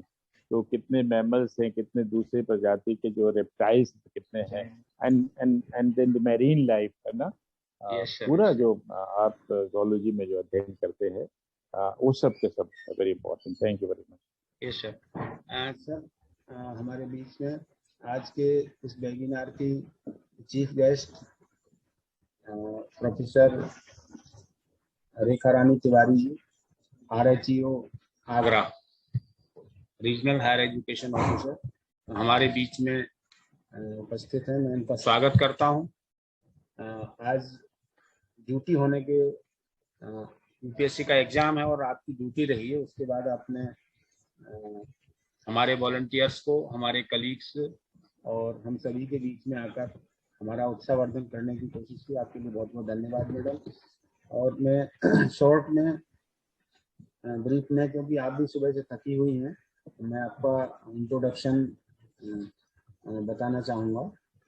कई हमारे छात्र छात्रा हैं, दूसरे राजस्थान से कई लोग जुड़े हुए हैं, राजस्थान, आसाम से मनीषा शर्मा जी, सरस्वती अग्रवाल जी और माजिदा अहमद आसाम से, किरण यादव, विभा जैन, सविता में असिस्टेंट, और शालिनी मिश्रा जी दाऊदयाल से, और अर्चना मुदगल जी हैं हाथरस से। बहुत बहुत आपका स्वागत है। मैडम का जो सब्जेक्ट है बड़ा इंटरेस्टिंग सब्जेक्ट है, म्यूजिक। और म्यूजिक के अंतर्गत मैडम ने थ्रू आउट फर्स्ट डिवीजन के साथ वो किया है, और उत्तर प्रदेश के विभिन्न महाविद्यालयों में मैडम ने सेवाएं दी हैं 93 से लेकर आज तक कंटिन्यूशन में। और लास्ट में खरगोदा मेरठ से मैडम एज RHEO सेलेक्ट हुई हैं और संगीत मर्तंड का अवार्ड मैडम को 2022 में दिया गया है। इसके अलावा जो मेन पॉइंट ये भी है कि 20 डॉक्टरेट डिग्री मैडम के अंडर में सुपरविजन में अवार्ड हुई है, जो एक बहुत बड़ा इशू है शिक्षा के क्षेत्र में। ये 20 लोग कहीं ना कहीं जाकर आगे 20 लोगों को 10 लोगों को PhD कराएंगे। इसमें कई लोग काम कर रहे हैं, रिसर्च वर्क भी कर रहे हैं इसके अलावा, और बहुत सारी सेवाएं मैडम ने दी है। कई सारे अवार्ड्स भी मिले हैं मैडम के लिए म्यूजिक के क्षेत्र में। और रामपुर रेडियो स्टेशन से मैडम का वो चला है लाइट म्यूजिक के रूप में, artist of light music B grade मिला हुआ है। मैं आपका बहुत बहुत स्वागत करता हूं मैडम।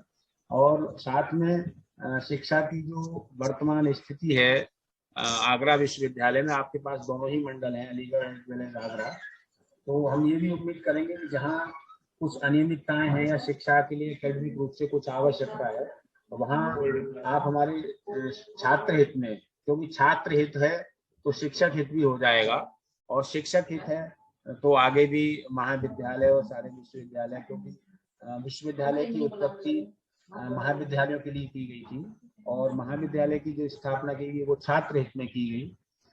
अगर छात्र ना होते तो महाविद्यालय शायद नहीं बनता, तो छात्र हैं तभी हम हैं।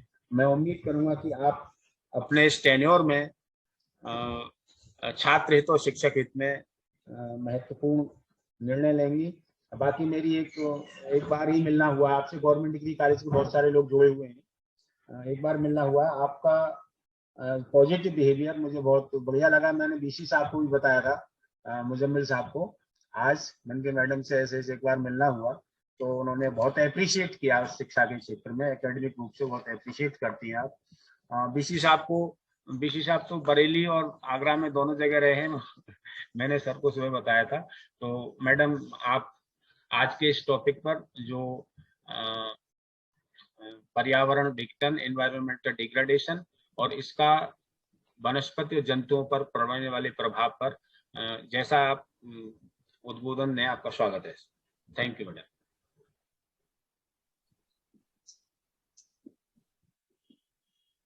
Thank you Singh sir. आपने सबसे पहले आपका बहुत बहुत धन्यवाद कि आपने अपने इस इंटरनेशनल वेबिनार में मुझे आमंत्रित किया और मुझे इस योग्य समझा, और इतने अच्छे इस आपके वेबिनार के माध्यम से मुझे सौभाग्य मिला कि मैं इतने अच्छे प्रवक्ताओं, इतने अच्छे वक्ताओं के बीच। आवाज मेरी आ रही है? Yes madam, yes, you are audible. इतने अच्छे वक्ताओं के मुझे दर्शन हो रहे हैं, उनका अच्छा सुनने के लिए मुझे लाभप्रद बातें सुनने को मिल रही हैं। हालांकि मैं क्षमा प्रार्थी हूँ कि मैं शुरू से नहीं जुड़ पाई, वो भी एक पार्ट ऑफ ड्यूटी था, एक मजबूरी थी कि जैसा कि आपको मैंने सूचित कर दिया था कि UPSC के एग्जाम में लोकल इंस्पेक्टिंग ऑफिसर की ड्यूटी लगाई थी DM साहब ने, तो सुबह से वहाँ व्यस्त थे और जस्ट अभी आके मैंने इसको ऑन किया है। तो शुरू से तो नहीं जुड़ पाई, लेकिन फिर भी मैंने VC सर को जो सुना, बहुत गहनता के साथ बड़े अच्छे तरीके से सर ने एक चीज को डिस्क्राइब किया। मैं बहुत गहनता में या बहुत आंकड़ेबद्ध बातें ना करके बहुत एक जनरल बातें मैं कहना चाहती हूँ, जो एक लेमैन को मानना चाहिए, उसके अनुसार पालन करना चाहिए। हमें केवल मतलब हम बेसिक चीजें अगर हम पर्यावरण के साथ कर लें तो हम बहुत कुछ बचा सकते हैं। जैसे कि नो डाउट सर ने का जैसा कहा कि फ्लोरा फ्योना दोनों ही ह्यूमन लाइफ के लिए, ह्यूमन लाइफ को एनरिच करने के लिए बहुत इंपॉर्टेंट दोनों का रोल है। तो हम लोगों को सबसे पहले अपने पर्यावरण को बचा के रखना चाहिए, अपने पर्यावरण को व्यवस्थित और सुरक्षित बना के रखना चाहिए, क्योंकि सभी जानते हैं कि पर्यावरण हमें केवल शारीरिक रूप से स्वस्थ रखने में हमारी मदद करता है, बल्कि मानसिक रूप से भी हमें शांति प्रदान करता है। जिससे अच्छा पर्यावरण होगा तो मनुष्य की जीवन काल, उसकी जीवन की अवधि भी बढ़ जाती है। और इसलिए हमें प्रत्येक मनुष्य को पर्यावरण के संरक्षण में हम अपना भरपूर सहयोग देना चाहिए। मानव जीवन के अस्तित्व को बचाने के लिए पर्यावरण का अत्यंत आवश्यक हमें समझना होगा कि हमारा अस्तित्व संकट में है। मनुष्य पर नहीं, जीव जंतुओं पर भी, प्रकृति पर, पौधों पर, वनस्पति पर, सभी पर पर्यावरण का प्रभाव पड़ता है। सभी पर्यावरण पर पूरी तरह से निर्भर हैं और पर्यावरण के बिना जीवन की कल्पना भी नहीं की जा सकती। पर्यावरण ही पृथ्वी पर एकमात्र जीवन के अस्तित्व का आधार है। हमें जीवन जीने के लिए शुद्ध जल, शुद्ध वायु, शुद्ध भोजन उपलब्ध कराता है। और यदि हम पर्यावरण को बचाने के लिए कदम हमने नहीं उठाए, हम नहीं पर्यावरण के प्रति सजग हुए, सचेत हुए, तो हमारा मनुष्य का जीवन का अस्तित्व ही खतरे में पड़ जाएगा। इसलिए पर्यावरण को बचाने के लिए हमें सभी को मिलकर उचित कदम उठाने चाहिए। सिंपल सी बात है और बहुत पॉपुलर बात है कि ज्यादा से ज्यादा पेड़ पौधे लगाने चाहिए। पेड़ों की कटाई पर पूरी तरह से रोक लगानी चाहिए। आधुनिक साधन जैसे वाहन आदि का इस्तेमाल सिर्फ जरूरत के समय ही इस्तेमाल करें। वाहन से निकलने वाला जहरीला धुआं जिससे पर्यावरण दूषित होता है, बल्कि पर्यावरण दूषित होने के साथ साथ, जैसा कि मैंने बताया, मानव जीवन भी खतरे में पड़ जाता है। इसके अलावा उद्योगों से निकलने वाले धुएं, कल कारखानों से निकलने वाला अवसाद, दूषित पदार्थ, उनका निस्तारण की उचित व्यवस्था होनी चाहिए जिससे कि प्रदूषण न फैले।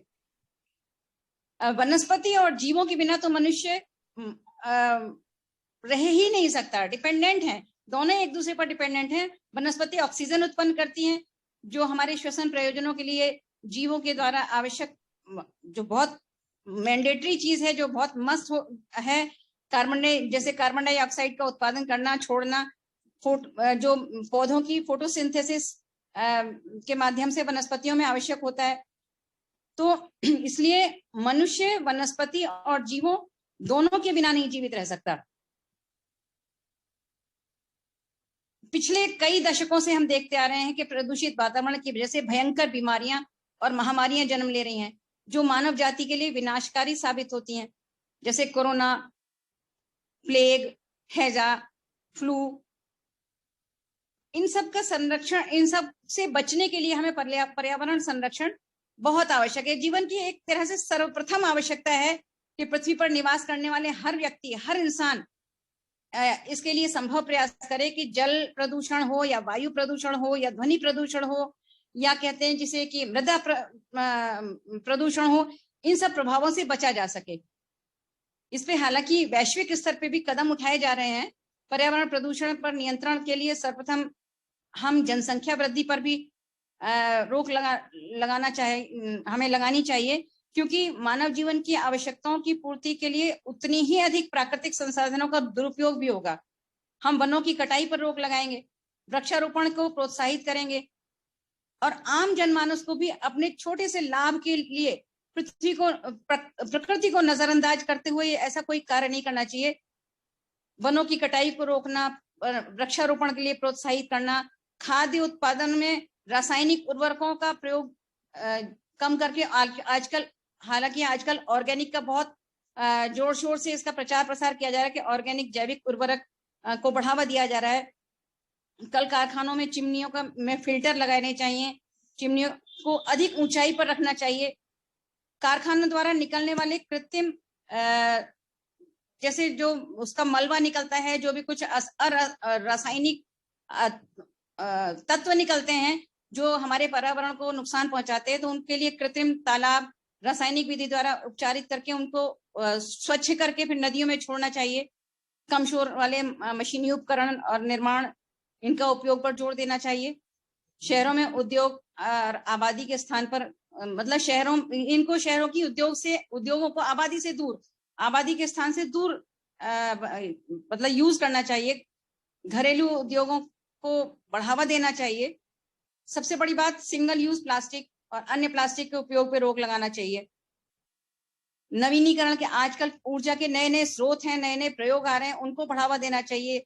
जैसे वाटर कंजर्वेशन या वर्षा के जल को सिंचित करके उसका पुनः उपयोग करना।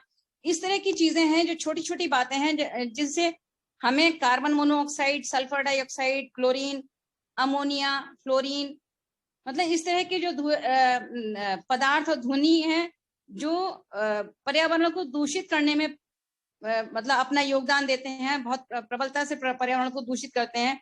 इस जो अवांछित मात्रा में पर्यावरण के साथ मिलकर पर्यावरण को प्रदूषित करते हैं, इन सबको हमें दूर करना चाहिए, इन सबसे बचना चाहिए। कम शोर करने वाले मशीनी उपकरणों का निर्माण करना चाहिए, जिससे कि ध्वनि पॉल्यूशन भी ना हो। तो इन सब अनुकूल वस्तुओं का उपयोग करके हम पर्यावरण को शुद्ध रखने में, पर्यावरण को प्रदूषित होने से बचा सकते हैं। वहीं अगर हमने समय रहते पर्यावरण को बचाने के लिए कदम नहीं उठाए तो निश्चित रूप से मानव जीवन, मानव अस्तित्व खतरे में पड़ जाएगा। और वहीं हम अगर छोटी छोटी बातों पर गौर करेंगे तो पर्यावरण को साफ सुथरा बनाने में अपना सहयोग करेंगे तो स्वस्थ समाज का निर्माण हो सकेगा। जैसा कि सर ने कहा, बहुत ही समीचीन टॉपिक है, बहुत ही आज के युग में, आज के टाइम को देखते हुए बहुत प्रासंगिक विषय है कि वनस्पतियों और जीवों के बिना मनुष्य मौजूद नहीं रह सकता, जीवित नहीं रह सकता, अपना उसका अस्तित्व खत्म हो जाएगा। दोनों एक दूसरे पर डिपेंडेंट हैं। इसलिए फ्लोरा फ्यूना की जो इम्पोर्टेंस है ह्यूमन लाइफ में, उसको हमें समझना चाहिए और उनको सुरक्षित करने के लिए, उनको बचाने के लिए हर प्रयास करना चाहिए। हर तरह से हमें कोशिश करना चाहिए कि हम किस तरह से उनको सुरक्षित कर सकें, संभाल सकें। बहुत कुछ तो मैं इसके बारे में नहीं कह पाऊंगी, लेकिन इन्हीं शब्दों के साथ मैं इस वेबिनार की सफलता को मैं साक्षी मानती हूँ, इसीलिए कि हम इस वेबिनार से सब लोग प्रेरित हों और अपनी वनस्पति को, अपने जीवों को, जीव जंतुओं को बचाने में, पर्यावरण को बचाने में अपना भरपूर छोटी छोटी अपनी प्रयासों से हम सब समझा के और हम अपनी वनस्पति को बचा सकते हैं, हम अपने पर्यावरण को दूषित होने से बचा सकते हैं और एक दूसरे के हम मदद कर सकते हैं। इन्हीं शब्दों के साथ मैं ज्यादा समय ना लेते हुए बहुत बहुत धन्यवाद करती हूँ। हमारे सभी विद्वान गुरुजन जो इसमें जुड़े हुए हैं, सभी को मेरा नमस्कार, प्रणाम और एक बार पुनः एमपी सिंह जी को धन्यवाद। Thank you. धन्यवाद मैडम। मुजम्मिल सर भी आ गए हैं। एक बार सब लोग अपना वीडियो शेयर कर लें, मैडम फिर लेफ्ट करेंगे, मेरे ख्याल से सुबह से बिजी हैं। एक बार वीडियो शेयर कर लीजिए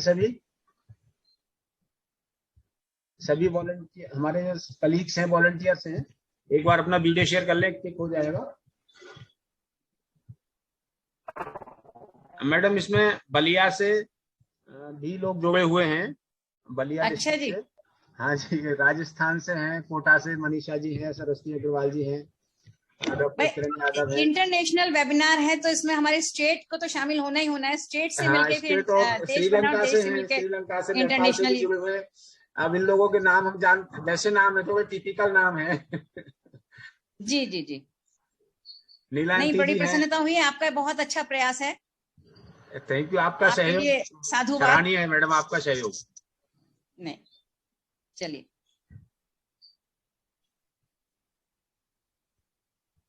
थैंक यू मैडम, बहुत बहुत धन्यवाद।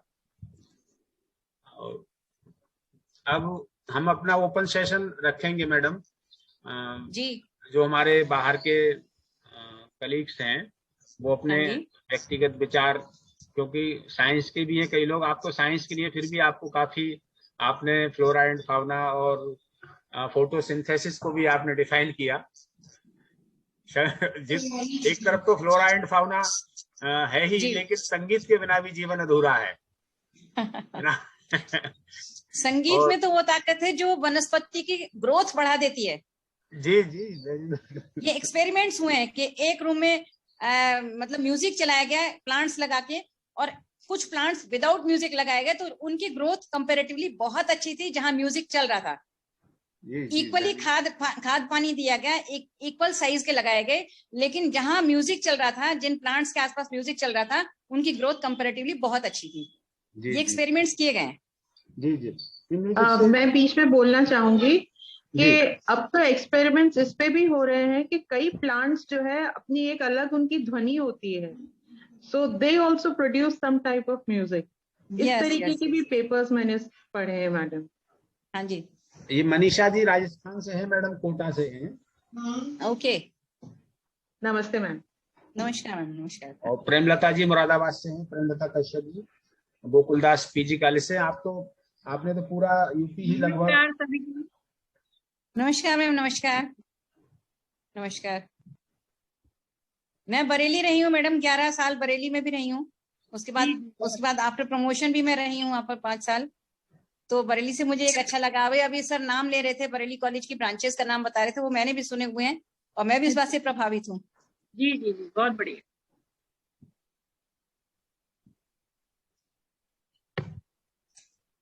थैंक यू मैडम, बहुत बहुत धन्यवाद आपके लिए। और कल हमारा दूसरा दिन, सेकंड डे है, टॉपिक यही है, लेकिन रिसोर्स पर्सन अलग होंगे। और मैं गुजारिश करूंगा मैडम से, अगर कल भी अगर समय दे पाए। जी बिल्कुल, मैं प्रयास करूंगी। जी जी, थैंक यू मैडम, बहुत बहुत धन्यवाद। Thank you.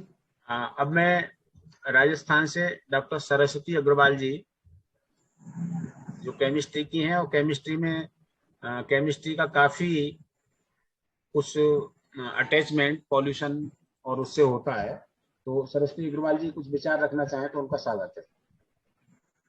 Doctor Saraswati Agarwal.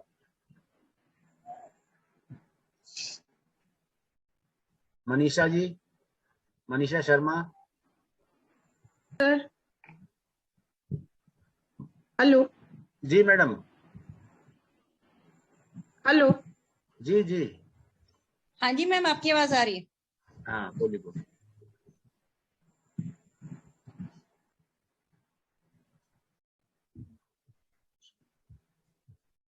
कोई प्रॉब्लम हो सकती है। प्रेमलता जी।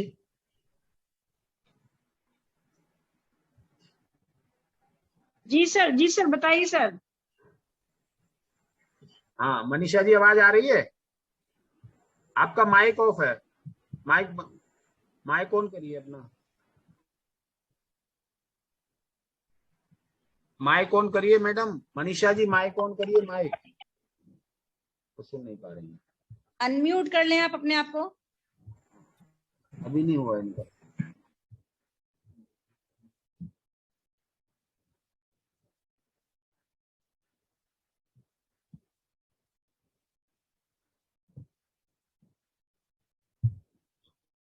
नीलम वर्मा,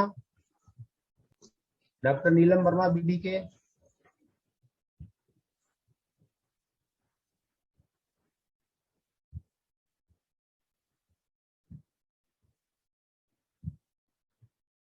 डॉक्टर सीमा जैन बीडी। सर आप भी इनको अनम्यूट कर सकते हैं सर, मनीषा मैम को। नहीं, यहाँ से नहीं हो पा रहा। मैं लेकिन इनको फोन करता कर हूँ। सकते हैं सर शायद हो जाता है, आप करके देखिए वहीं से। सर, होस्ट कर सकते हैं, होस्ट के पास सर वो है अथॉरिटी। फोन कीजिए सर मैम को। जी फोन नंबर। हेलो। जी मैडम।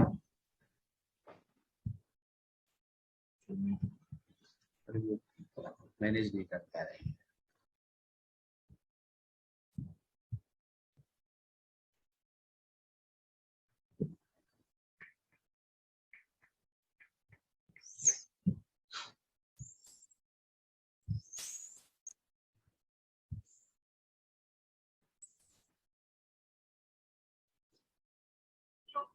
मैडम आपका माइक ऑफ है आपका।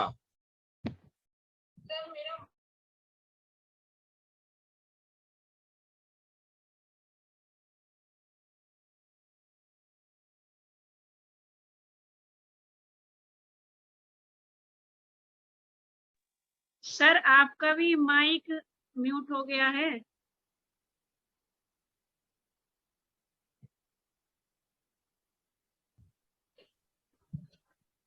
उनका मैडम, उनका माइक ऑन नहीं हो पा रहा है, वो ट्राई तो काफी कर रही है। वो खुद से ही अनम्यूट करेंगी उसको। हाँ खुद से होगा, वो अपने बेटे से चेक करा रही है। और हमारे कोई साथी, डॉक्टर स्मृति मिश्रा, डॉक्टर शिप्रा सिंह,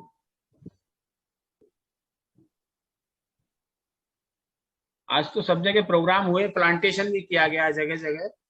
हमने भी सुबह वॉलंटियर्स को उस पर एक वेबिनार, छोटी वेबिनार के माध्यम से सबको बताया कि कम से कम एक पौधा तो जरूर लगाइए, गमले में लगा लीजिए, पार्क में लगा दीजिए, कहीं भी लगाइए, छत पे लगाइए, एक पौधे को जरूर लगाइए आज के दिन।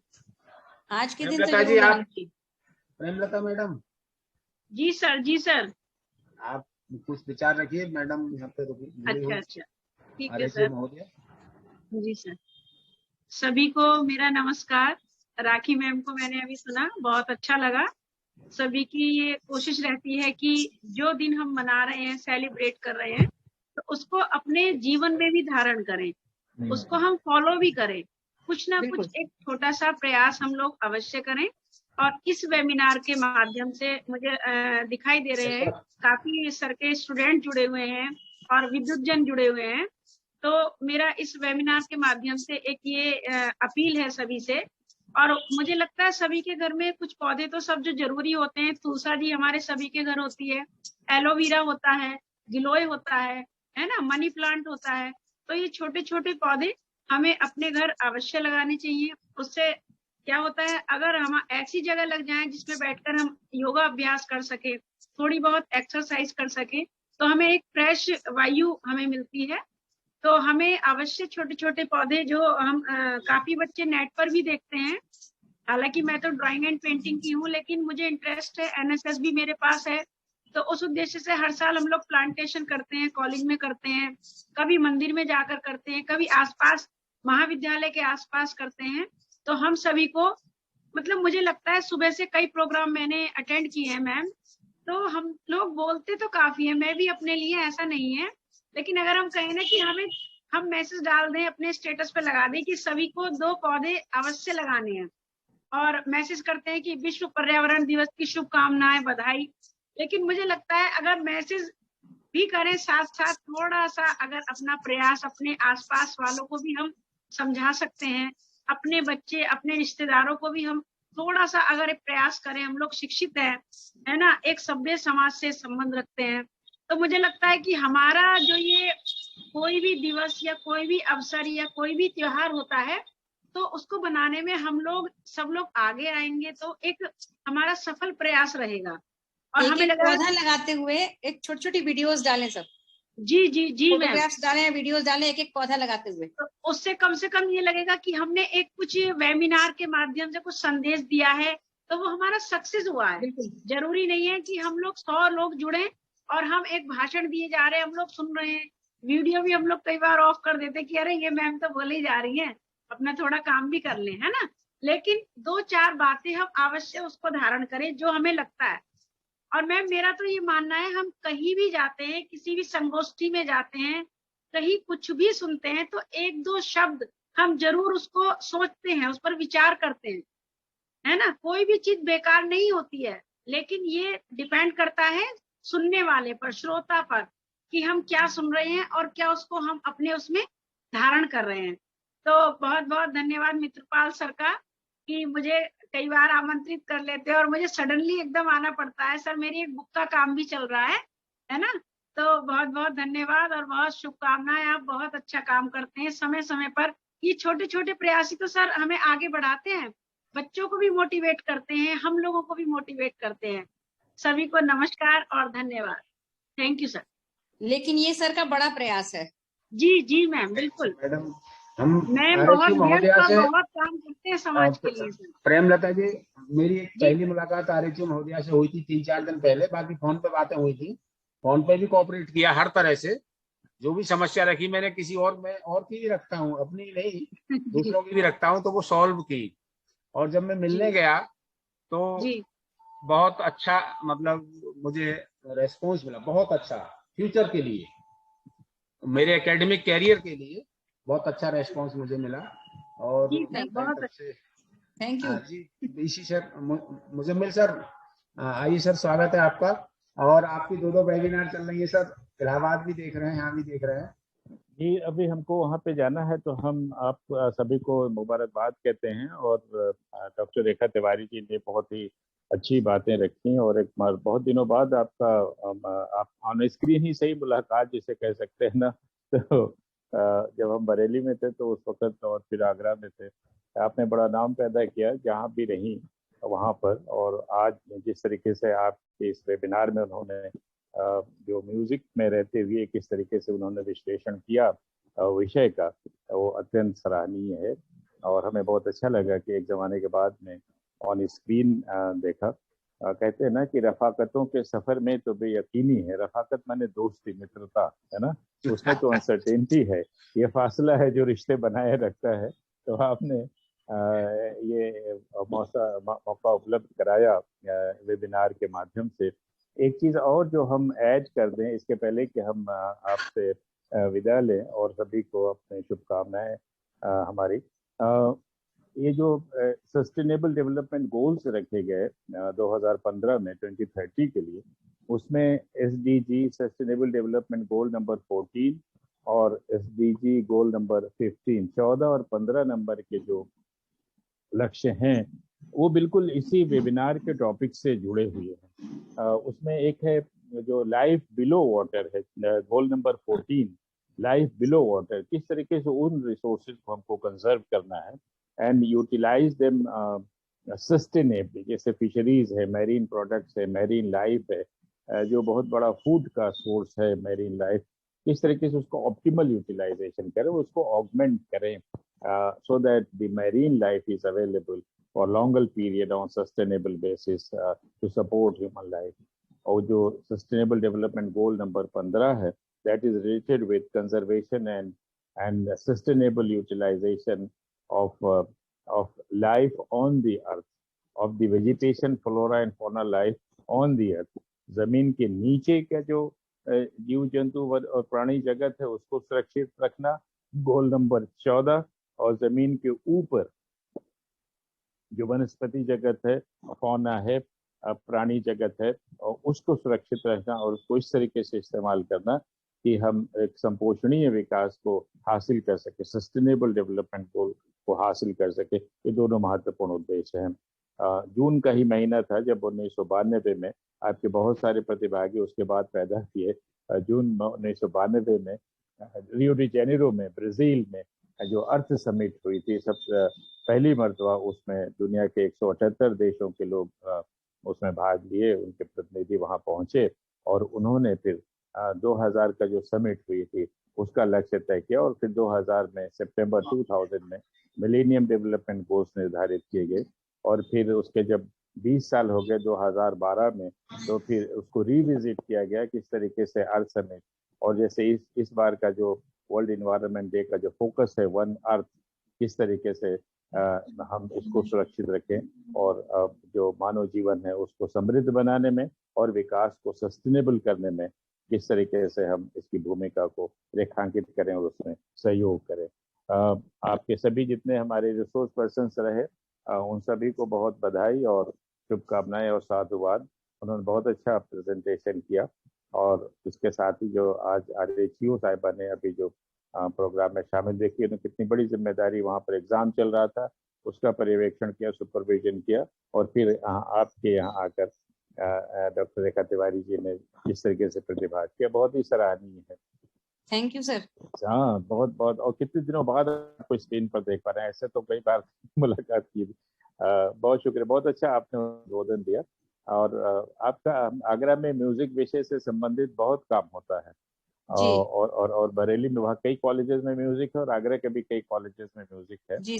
तो बहुत अच्छा लगा। और PhD खूब म्यूजिक के विषय में हुई है, तो बहुत बहुत अच्छा लगा। बहुत आपको बधाई और शुभकामनाएं आपके लिए। और MP सिंह साहब, बहुत आपको धन्यवाद, आपने इतना अच्छा कार्यक्रम आयोजित किया। आप अपना ओपन सेशन जारी रखें और हमें आप जरूर आज्ञा दें, क्योंकि अभी इलाहाबाद यूनिवर्सिटी कार्यक्रम चल रहा है, उसमें हम बिल्कुल समय नहीं दे पाए हैं। तो I wish to connect to Allahabad university programme. आपको बहुत बधाई और शुभकामनाएं। थैंक यू सर, आपसे मिलकर बहुत अच्छा लगा। Thank you sir, thank you sir. Okay sir, कल सर थोड़ा सा समय कल भी दे दीजिए सर, मुजम्मिल सर। हाँ, ठीक है, कल आ जाएंगे। अभी हम इलाहाबाद वाले programme. Yes sir, please. Thank you sir, thank you. Madam भी रहेंगी। अब मनीषा जी कोटा से, आपका माइक सही है मनीषा मैम? मनीषा शर्मा नहीं, शीमा मैडम पीडीएम कॉलेज सिकोहाबाद, शीमा जी, शीमा मैडम।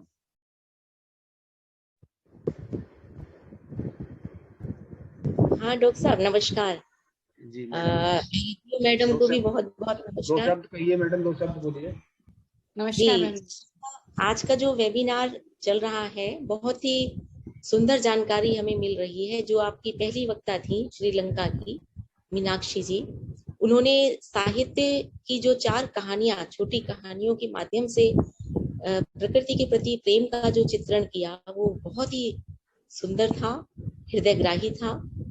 और प्रोफेसर मुजम्मिल जी ने भी पूरे भारत का खाका जिस तरह से खींचा कि कहाँ कहाँ कौन सा वेजिटेशन है और उनकी क्या महत्ता है, तो वो इतना अच्छी तरह से बताया उन्होंने कि पूरा का पूरा खाका, पूरा चित्रण जो है भारत का वो आंखों के सामने आ गया।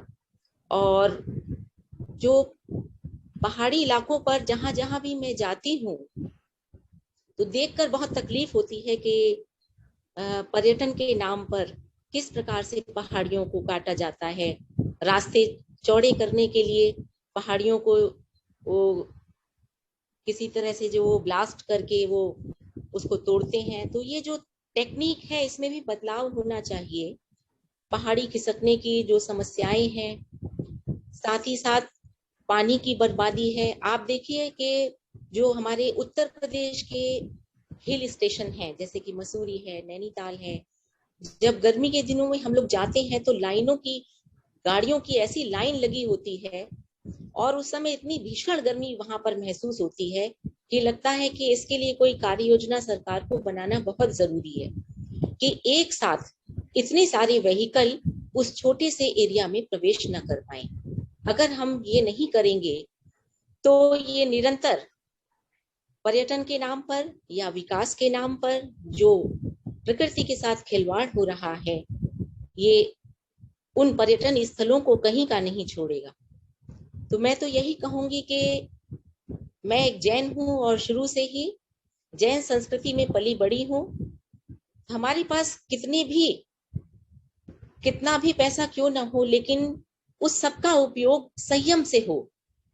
संयम बहुत बड़ी चीज है और आज की बहुत बड़ी आवश्यकता है कि हम अपने जो प्राकृतिक संसाधन हैं उनका उपयोग करने में हमेशा ही विवेक का इस्तेमाल करें, संयमी बने, जितना आवश्यक हो केवल उतना ही उपयोग करें और बाकी को पूरे आदर के साथ हम छोड़ें। तो यदि ये एटीट्यूड हम सबके मन में आ जाए कि केवल हमें आवश्यक को ही यूज करना है, केवल उतना ही यूज करना है जो बहुत आवश्यक हो, परम आवश्यक हो हमें अपने जीवन यापन के लिए। आप देखिए कि किस तरह से स्विमिंग पूल वगैरह में पानी की बर्बादी होती है। तो ये सारी चीजें भी काउंट होनी चाहिए और इन पर रोक लगनी चाहिए। पानी का इतना अधिक महत्व है हमारे जीवन में, लेकिन उसका बहुत बड़ा दुरुपयोग एक जो रिच क्लास के लोग हैं वो करते हैं। तो इस सब को देखते हुए लगता है कि ये जो जागरूकता है पर्यावरण के प्रति, जिस प्रकार से हम प्राकृतिक संसाधनों का अंधाधुंध दुरुपयोग कर रहे हैं, वो रुकना चाहिए। और अगर शिक्षित वर्ग के माध्यम से समाज में ये जागृति आ जाए कि प्रकृति है तो हम हैं, अगर हमने प्रकृति के साथ खिलवाड़ किया तो हमारा जो अस्तित्व है वो ही खतरे में पड़ गया है। आप देखिए कि आज कितनी भीषण गर्मी है और ये गर्मी पूरी इतनी अधिक तीक्ष्ण गर्मी पहले नहीं हुआ करती थी। तो हमने देखा था कि कोरोना काल में किस प्रकार से जब गतिविधियां बंद थी तो प्रकृति में निखार आ गया था, हवा बहुत अच्छी हो गई थी। तो हम चले भी तो कोई जरूरी कार्य हो तभी जाएं। बहुत अधिक अपना, अब दिल्ली और मुंबई जैसे बड़े शहरों में गाड़ियों की इतनी अधिक संख्या है। आप दिल्ली जाएं तो दिल्ली की चाहे आप छोटी से छोटी कॉलोनी में घुस जाएं, पूरी सड़क, पूरी कॉलोनी गाड़ियों से पटी पड़ी होगी। एक एक घर में 4-4, 5-5 गाड़ी हैं। इस पर भी रोक लगनी चाहिए। हम जितनी व्हीकल की संख्या बढ़ाते जाएंगे। और देखिए कि ये वितरण समान नहीं है, कहीं तो इन चीजों का बहुत अभाव है और कहीं आवश्यकता ना होते हुए भी उन परिवारों में बहुत ज्यादा गाड़ियां हैं। तो इस पर भी रोक लगनी चाहिए। हमें निर्धारण करना चाहिए कि एक परिवार में कितने व्हीकल हो सकते हैं। तो ये सारा देखते हुए, क्योंकि भारत प्रकृति प्रधान देश है, लेकिन मुश्किल ये है कि यहाँ की जनसंख्या अनलिमिटेड है और बढ़ती ही जा रही है और जनसंख्या पर रोक लगाने का कोई प्रयास सही प्रकार से, भली प्रकार से नहीं हो रहा है। यहाँ की जो जनता है, डेमोक्रेसी के कारण आप जनसंख्या नियंत्रण कानून लाना चाहेंगे, उसमें भी देखिए सालों से बात चल रही है, लेकिन आज तक भी जनसंख्या नियंत्रण कानून नहीं बन पाया, लागू नहीं हो पाया। तो ये हम सबका कर्तव्य है, प्रत्येक व्यक्ति का कर्तव्य है कि प्रकृति के संरक्षण के लिए, उसके लिए हमें जो भी आवश्यक उपाय हैं, जो भी कार्य योजना बनती है, जो भी आवश्यक है, उन सब के लिए हमें भरपूर प्रयास करना चाहिए और उस प्रयास में प्रत्येक जन की भागीदारी होनी चाहिए। केवल कुछ ही लोग नहीं, हम सब जुड़े और हम सब उसके लिए प्रयास करें और जो भी नियम कानून बनते हैं उनका हम 100% अक्षरशः पालन करें। इन्हीं शब्दों के साथ मैं अपनी वाणी को विराम देती हूँ और बहुत बहुत धन्यवाद देती हूँ मित्रपाल जी को। मैं प्रत्येक वेबिनार में जुड़ती हूँ और निरंतर इनके वेबिनार का जो स्तर है वो बढ़ता ही चला जा रहा है। मैं मैडम को भी पुनः नमस्कार करती हूँ एवं श्रीलंका से जुड़ी हुई हमारी जो मीनाक्षी मैडम है उनको भी बहुत बहुत बधाई देती हूँ कि उन्होंने बहुत सुंदर तरीके से, उनका जो हिंदी बोलने का स्टाइल था वो इतना प्यारा है और जिस तरह से वो कहानियां सुना रही थी वो कहानियां मेरे मन में बस गई हैं। इतने भावपूर्ण तरीके से उन्होंने उन कहानियों को बताया कि वो सारी, ऐसा लग रहा था कि जैसे वो कहानी ना हो, वो सच्ची घटना हो और वो जो चित्रण था, उसके जो कैरेक्टर्स थे, चरित्र थे, पात्र थे, वो भी मेरे मन में बस गए हैं। मैं उन्हें एक बार पुनः धन्यवाद देती हूँ और उन्होंने भारत के प्रति जो अपना प्रेम व्यक्त किया, उससे हम सबके मन के भाव जुड़े हैं आपस में, हमारी जो घनिष्ठता है वो बढ़ी है और श्रीलंका के प्रति मेरा पहली बार बहुत अच्छे से प्रेम जागा है। हालांकि मुझे मालूम है कि हमारा जो एरिया है वो सब आपस में जुड़ा हुआ है, हमारी संस्कृति काफी कुछ मिलती है, लेकिन उनसे मुलाकात के बाद, उनकी वार्ता सुनने के बाद एक अलग ही जुड़ाव उनसे मैं महसूस कर रही हूँ। मैं मित्रपाल जी को बधाई देती हूँ। नेपाल से भी जो शिक्षक जुड़े थे उन्होंने भी बहुत अच्छे भाव व्यक्त किए। तो इस प्रकार से जो इंटरनेशनली हम लोग आपस में एक दूसरे से जुड़ रहे हैं वेबिनार के माध्यम से, उसके लिए मैं डॉक्टर मित्रपाल सिंह जी की बहुत आभारी हूँ कि वो इतना सुंदर आयोजन करते हैं और हमको एक दूसरे से मिलने का मौका देते हैं। बहुत बहुत धन्यवाद मित्रपाल जी। Thank you. सभी प्रतिभागियों को भी मैं नमस्कार कहती हूँ। धन्यवाद जी। Thank you madam. और कोई हमारे कलीग बोलना चाहे तो उनका स्वागत है। रचना अग्रवाल जी हैं, शिखा यादव हैं और अर्चना मुदगल जी हैं, कई संस्थाओं से जुड़ी हुई हैं और अच्छी लेखिका भी हैं। अर्चना मुदगल जी, रचना अग्रवाल जी, ऋषभ बघेल, सरस्वती अग्रवाल जी और राजेश यादव जी और कोई वॉलंटियर भी कई सारे। जी जी, सरस्वती मैडम माइक ऑन करिए। नमस्कार सर। कोटा में तो हमारे यहाँ की खान है उत्तर प्रदेश की। नमस्कार सर। नमस्कार। नमस्कार जी मैडम जी। पहले तो सर मैं बहुत बहुत बधाई दूंगी, आपने इतना सुंदर जो वेबिनार का आयोजन किया है जिसके द्वारा हम सभी को बहुत ही अच्छी जानकारी प्राप्त हुई है। मैं वैसे रसायन शास्त्र से हूँ, फिर भी मेरा नेचर के प्रति बहुत जुड़ाव है। जैसे अपन पृथ्वी दिवस, जल दिवस, पर्यावरण दिवस सभी मनाते हैं, सभी वक्ताओं ने इसके बारे में बहुत अच्छी जानकारी दी।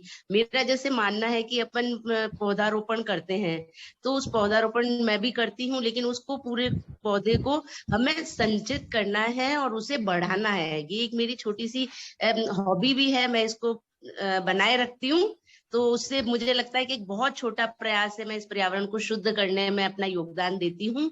तो इसके द्वारा हम जल को भी संचित कर सकते हैं, डिफॉरेस्टेशन को भी, सब किसी भी प्रकार की हम छोटे से छोटे प्रयास को नेचर और पृथ्वी के प्रति दे सकें तो ये हमारा बहुत बड़ा योगदान होगा और हम सभी का जीवन उसके द्वारा बहुत अच्छा बन सकता है। पर्यावरण को शुद्ध करने में हम सभी को साथ देना चाहिए। उस बीच में आपके जो ये वेबिनार्स आते हैं, ये वेबिनार्स के द्वारा हमें बहुत प्रेरणा मिलती है और इसके द्वारा अच्छे विचार आते हैं जिसको कि हम आगे अपने जीवन में लाने का प्रयास करते हैं। तो सर बहुत बहुत धन्यवाद आपका, और आपने बहुत अच्छे वक्ता चुने हैं जिसके द्वारा हमें विचारों से प्राप्ति हुई है। बहुत धन्यवाद सर आपका। थैंक यू मैडम, आपके लिए बहुत बहुत धन्यवाद। और कोई हमारे साथी बोलना चाहे तो उनका स्वागत है। RHE महोदया मौजूद है अभी, अगर कोई अपने विचार रखना चाहे इस टॉपिक पर तो उसका स्वागत है। मैं सबके नाम नहीं ले पा रहा हूँ, मान लीजिए इस पे स्क्रीन पे जितने लोग दिख रहे हैं वो हैं और कुछ स्क्रीन से पीछे भी हैं। तो अगर कोई नलिनी यादव, नलिनी, ऋषभ बघेल, राजेश यादव जी, डॉक्टर BS यादव, स्मृति मिश्रा, हाँ संक्षेप में डॉक्टर साहब अपने विचार आप रखिए संक्षेप में, क्योंकि मैडम सुबह से उसमें UPSC में लगी हुई है और शाम का टाइम भी है, महिलाएं बहुत है और खाना मतलब घर की तैयारियां भी करनी है। रखिए डॉक्टर साहब, स्वागत है आपका। हेलो सर जी, थैंक यू, बोलिए sir. Good evening to everyone and all participants who is participate in this topic. This topic is very intellectual and very nice, and other resource person who is talking about that here all is very nice and good. I think and hope to all resource person our guest is speaking and this nature of the earth and nature of the human persons and animals, and I think to all resource person or research scholar who researching the different types of topics, that is physics, mathematics, chemistry, geology and botany. So we want to say that our research person, our research scholar, our research is doing. So there is no limiting the nature. Nature is makes very good and nice. Study the plantation in our plant principal, Dr. Professor necessary.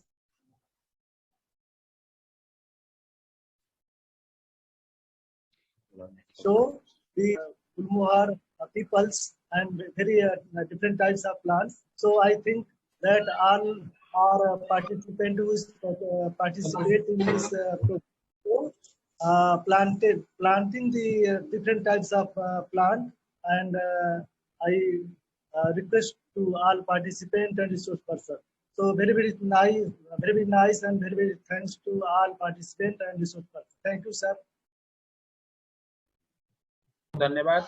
और हमारे और कोई भी colleague, साथी, कोई volunteer अगर अपने विचार रखना चाहता है इस पर्यावरण दिवस के उपलक्ष्य में, जनरली वो प्लांटेशन पे या किसी पे भी विचार रखे तो उसका स्वागत है। इसमें कोई ऐसा नहीं है कि वो इंटेलिजेंट है तभी बोलेगा, ये प्लेटफॉर्म है बात रखने का और वो रख सकता है। एनीबडी?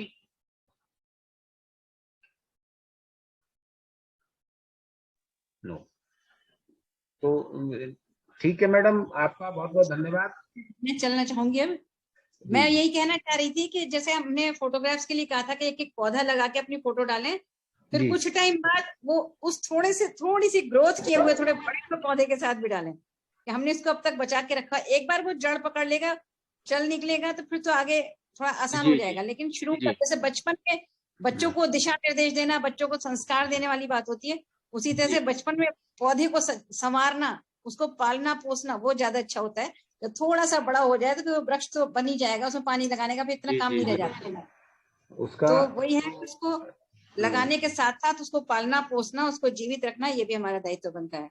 जी जी ठीक है, थैंक यू सर, बड़ा अच्छा लगा आपके मैडम ने, वेबिनार में शामिल देखिए होकर। मैडम ने लास्ट में ब्रीफ किया कि इस मौके पर हम एक पौधा लगाएं और उस पौधे की एक फोटो भी शेयर करें।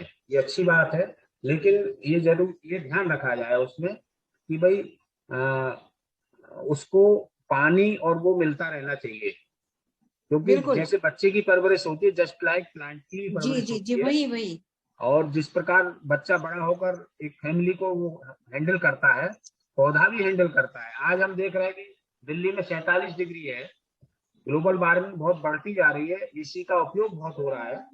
तो पौधे मैंने देखा भी, मेरे घर के बाहर मैंने बहुत सारे पौधे लगाए हुए हैं बड़े बड़े, अब बहुत बड़े हो गए, वृक्ष बन गए, जो मैंने कई साल पहले लगाए थे। तो वहां जानवर आके बैठे हुए हैं नीचे दिन में।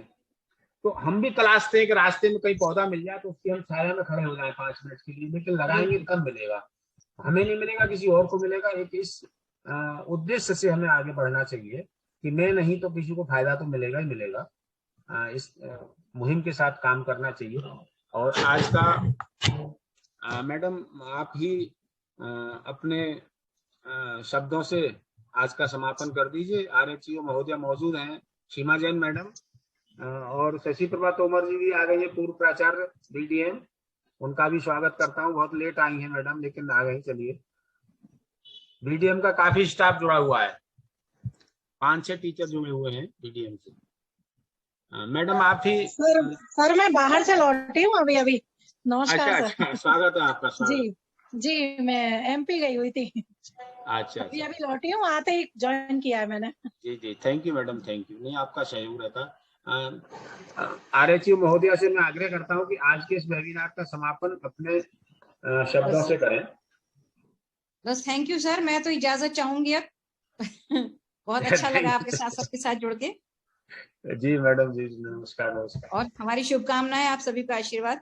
नहीं बहुत बहुत नीलांती जी, आपके लिए बहुत बहुत धन्यवाद। आपने पूरा समय दिया है और आपकी कहानियां बहुत मैं भी सुन रहा था, लेकिन मुझे कई सारी जिम्मेदारी है, रिसोर्स पर्सन को देखना, उनको सुनना।